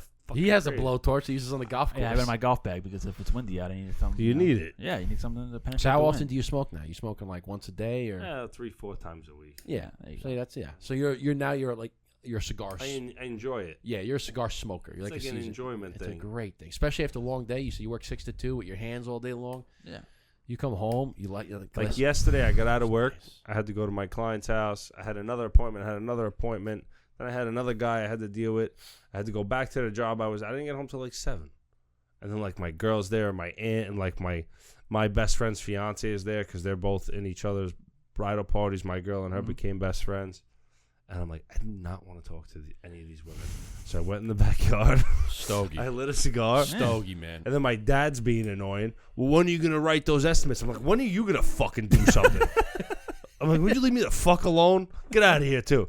You know what I started doing? It's crazy. I'll write my estimate out. My mother used to, like, prim and make it proper because she's, like, the bookkeeper, the secretary. Now I plug it into GPT. Yeah, dude. Hell yeah. Yeah. Hell And it makes it sick. Yeah. Yes. Makes me feel stupid. I'm like, wow. I'm like, I know that word. I'm like, Yeah. I could have said that myself. I couldn't have said it any better myself. It's great. You know how many emails I do like that? Pop them in there. I write the email up, copy, paste, Yes. make this sound more Yes, professional. 100%. Or like You you don't get. even have to do that. You could just pop it in, and then it just like revamps it. No, for I you. did. You get an email, right? And you have like an email comes in. I'm like a desk job. What do you do basically. for work? I'm a regional sales manager for semiconductors. So I cover all of the Northeast and Eastern Canada. So any of the sales that go in that region, I'm in charge of. So I do a lot of computer work. But I'll get emails that come in, and it's just, it's like one of those emails with the kind of, like it's kind of professional, but they're kind of saying some, like they're kind of taking shots at you, and I'm just like, fucker, like I want to just all caps, right? Yeah. I'll take the email, I'll put in ChatGPT, like, how do you respond to this professionally? and they'll say, I'm like, great, thank you. Like, Sick. it's nice instead of being like all caps. Because your dad told me this. He's like, whenever you get a heated email, he's like, you write your response. He's like, don't send it. Put it in the outbox. Just let it sit. Come back tomorrow, reread it, and guarantee you'll delete most of it. Like, all right, I'll calm down a little bit. Because some of them are just like, who the fuck do you think you are, piece of shit? Yeah, You know? it's amazing what a minute or two will do when you're heated. If Well, you just take it happens all the time. Like I hooked this lady up because she's a big time client, owns a lot of buildings. I did 30 windows for her. I was painting her whole house. I said, you really got to replace these windows. So we did the 30 windows. The price was $8,500 to buy them. My price is $5,800 because I'm a contractor, so they give you the contractor discount. So I said, listen, you're a great client. I'll give you the discount. Oh, thank you so much. I saved her like fucking $2,700. Yeah, $3,000. Something, yeah. She orders the wrong vanity. So I have to. So you replace an 18-inch vanity with an 18-inch, you could generally leave the plumbing. You don't have to buy anything new. You just reattach everything. Yeah. She bought one that was 3 inches bigger, so now everything didn't line up. I got to go to the store. I got to do it. I said, listen, time and material on that. Give me an extra $300. Don't worry about it. Oh, you're nickel and diming me now. I said, are you fucking kidding me? I wanted to be like, are you dumb? Do you smoke drugs? I'd be like, okay, I won't charge you $300, but now the windows go to $8,000. Yeah, now you owe me $2,700. How does that nickel and diamond you? I saved you mad money. Yeah. I'm always saving people. But see, some people like don't use their brain sometimes when they speak. I'm like, you just no appreciation. Yeah. Like my business sometimes is a thankless business because people think you owe that to them because they're paying you. Mm. But it's like, yeah, you're paying me, but I'm also giving you a service that you obviously can't do. Mm-hmm. Which is why you're hiring me. Which is why I'm here. And if I'm telling you like things I don't need to tell you, like for instance, I saved you $3,000. That was just going in my pocket. That was for my wedding. Yeah. And like you don't appreciate it. Yeah. Go fuck yourself. So you're paying for a wedding and you just bought a house. I'm broke now. Damn. I had like a lot of money in the bank and now I'm like gone. Oh shit. And my credit sucks now. My credit dropped like 50 points after I fucking bought the house. Yeah. I was like just built it back up. I was at 740. I'm like, what is this 685 bullshit? Yeah, I'm like, what am I in third grade? I'm like, what happened? Like, what the fuck is going on? Though? It's like you make a big purchase like that and you're like, and you look in your bank account, you're like, because you when you have like, you know, you have some money in the bank, right? You sleep a little bit better, right? Yeah. Like there's a guy who always says, he's like, listen, I don't care what you do. He's like, just save up $10,000. It's like, well, you don't need a whole, you don't need 50, 100, 200. Just save up $10,000. He's like, guarantee you sleep a little bit better knowing you got like $10,000 just sitting there for something. It's like, but you make a big purchase and all of a sudden like your bank account, like you lose a comma. You're like, fuck. Yeah. Or it's like you lose a digit. Like you go from like this, you know like what you lose a digit. You know like what irks me? you're like, $5,000 intervals. So like if you have like 15,000, all of a sudden it's like 14,750 because you had like a bill. Yeah. I'm like, what is this bullshit? Yes. you got to go transfer a little bit. I got to throw some. Yeah. If you go through my Zells, like the amount of people that I pay and like the money that I send around, like I went through it. Like I capped my limit last month. Mm-hmm. And I'm calling the bank. I'm like, what's going on? How come I can't Zelle? Oh, you hit your 20,000 limit for the month. I'm like, what limit is that? You're like, I'm a business. I do $20,000 jobs. Like, I'm like, what are we talking about? I'm like, I owe this person money. Like, oh, well, you're going to have to write a I check. hate the limit, the transfer limit. I hit the transfer limit on Venmo all the time. So now, but like, you can't change that because Zelle is a third party to the bank. I know. Because you could Zelle through any bank. Yeah. So it has nothing to do with Citibank or Chase. Yeah. That annoys. You know what else irks me? The only time you can skip Zelle is if it's the same bank. You can go wire transfer. Chase, like, Quick Pay, or Citibank. And you wire. can, I mean, you can do wire transfers bank to bank too, but it's a little bit extra. The Zelle makes it so much easier. But yeah, it's a third party limit, and the bank's like, it's not my limit. You can transfer as many as you want. This new world that irks me, and you know what else irks me? When you call somewhere, it's a machine. Oh my dude! I just want a human being. I'll give you another one. Speak to a representative. Speak to a representative. Speak to a representative. Bugging out. You want to know what else? You're probably on the same boat as this. I cannot stand dropped phone calls. Yeah, because it's $1,000 for the phone, and dude, it's $100 a month. I go, dude, we're literally in the year 2025, and we have a gazillion satellites, and you can, if Elon Musk can get internet in the middle of the fucking jungle, why do I have a dead zone when I drive through a neighborhood on Long Island? Why am I? My wife, every time she drives home from when she's doing like at a client's house, she drives home. She's like, I'm probably gonna lose you. I'm going through a dead zone. I'm like, why is there a dead zone? There should be 0 dead zones. If you're in Iowa, all right, dead zone. No, not on there Long Island. should be no dead zones. If we could put a man on the fucking moon, and if we can find if we can find Osama bin Laden in a cave with a drone from like thousands of miles away, you're telling me I have a drop phone call? What? No. I just feel like it's all planned. Dude, I hate it. Drives me nuts. It's just like or what you're they trying want to to give us. Honey, I didn't hear what you said. I didn't hear what you said. That was just last week. Dude, I was talking. I was to like, I want to throw my phone out the window. I was driving like through Armonk, and I was talking to him, and he's like, I'm like, yo, I can't hear you. He's like, I fucking can't stand. What do you mean? Why are you in the dead? This is 2025. How are you in the dead zone? It drives me nuts. No, him. I was talking to him. It drives me nuts, man. It drives me nuts because I'm like, you paying thousands of dollars for how I'm paying. Our call dropped yesterday when I was talking to you. Hundreds of dollars a month. I was working in Poughkeepsie for 2 months over the summer. The Taconic State Parkway, from like a certain point to a certain point, there's 0 cell service. And Why? It makes no sense. Why? But then, like, if you're on the other side, like, you have like a little bit, but like, we're talking about 30 feet between the sides of the highway. Like, why is there no cell service? Dude, I'll be on a boat in the middle of St. Lucia with some foreign cell service, and I have service. And you have but nothing I'm in like America. right down the block, and I have a dead zone. And that's what bothers me about our country. We're the richest country in the world, and then like you go to our airports and it looks like garbage. But then like you land in another country and like, this is fucking beautiful. Yeah, like, I know. what's going on? This is so nice and not stressful. Yeah.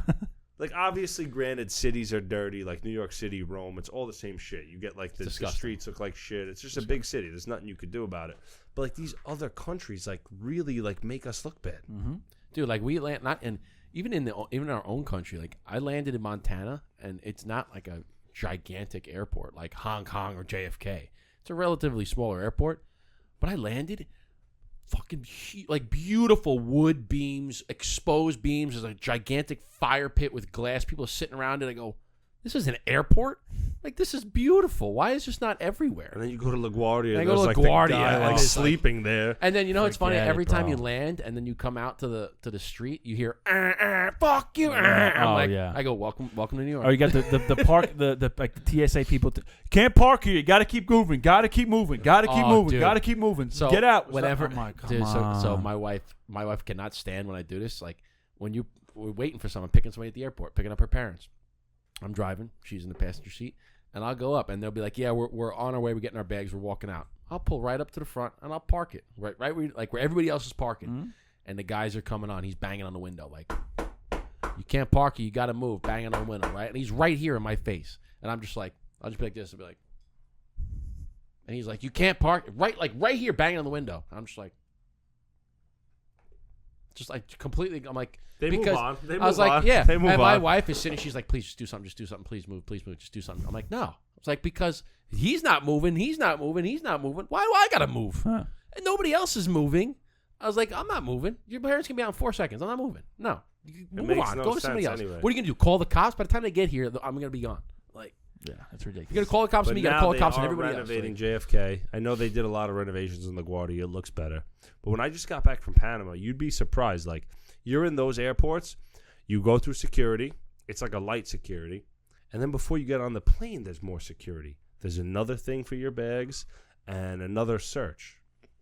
You get here, they check your boarding pass, and then they check your bag. But they don't, like, check your pockets. And Nothing. like, they just, like, rummage around. whatever. They're not like going crazy. There's no dogs. Like, I just came back from Panama. You know what I mean? Like, there's no dogs sniffing your shit out. Yeah, like, yeah. my boy literally calls me. He goes, bro, you won't fucking believe it. Like, I found a bag of Tusi in my pocket. I don't know if you guys ever heard of that shit. No. It's like some weird South American, like, Tusi? it's like Molly and like, what? It's like Some a, South American drug. yeah, it's like some weird like party drug. That's Yeah. like, it's not like cocaine. Like you're not getting like stupid out of your head. It's like almost like a fucking upper. Psychedelic? It's like an upper. Some sort of party thing. Yeah, it's like a party thing, and it's like not like I tried it, and I was like, oh, "This is like I'd rather drink. nothing even happened." I was like, what I can still see my hands. I was like, you this know? is- I feel my fingers. I used to be a big partier, and I like stepped away from all that. Like I never enjoyed nights because I was always worried about like fucking getting fucked up. Like you know, you never really, you're getting waffled, yeah. yeah, you never even enjoy yourself. Like You can't even remember it the next day. You're Yeah. like, well, there goes that friggin' night. can't even speak. You got marbles in your mouth. Oh, you had a good time. Oh, yeah. There's been Trying to pick up chicks while your marbles. Oh, yeah, you look good. I was in a bar before I met my fiance, Gigantes. And I don't know if Which you you can't go into anymore. I'm not allowed in there. And I used to date this girl who was fucking beautiful. And the bartender was like, let me ask you a question. You can't speak, and you're with like the hottest girl in this place. What did you say to her? I was like, I don't know. Just This is what you said. You said, get me, get me 2 tequilas. This is it right here. Stop asking me dumb questions. You want to know why? Shut You want the to know fuck why? up. Hold on. Here it is. This is why. That's when Like you pull out your money and you go, you pull out your money. Step on this. I can't fold it. Yeah. Pat it Like, down I a gotta little run bit. a minute around this. Hold on, how much were you? 100. Oh, here's a 20. Yeah. Anyway, dude, 2 hours and 10 minutes. Perfect. Damn. What do you guys usually do? This. About that, Yeah. yeah. We've been the last few episodes we've been going 2 hours or so, but we just get fucking carried But away. it's more to pick through, though, right? Yeah, I mean it's yeah, especially when you're like looking for reels and stuff. But because like we don't like to do an hour because like we're just getting started in an hour, and then it's like then you build, and after like 2 hours or so, it's like all right, we covered a lot. We Here's what talked about a lot of shit. Oh, We were of on course. what usually sharks. happens is like that first half an hour, you're just kind of getting into the groove. If you're finishing the introductions, you're trying to pick the topic, right? And then so you're kind of looking. I look down like half an You know hour. what I okay. wanted to ask you guys? Did you guys ever do the Joe Rogan thing where like you'll pull up videos too, like on the TV? We had talked about. We usually do it on the phone because we can hook up the phone to the mixer. So like if I want to play something, I can just put it on the phone. You can hear it in your headphones as well. Yeah, I'd and it love to shows do up. that though. But Yeah. we wanted to do. I wanted to get like a. Some sort of like we could all watch. Like, Well, the I video.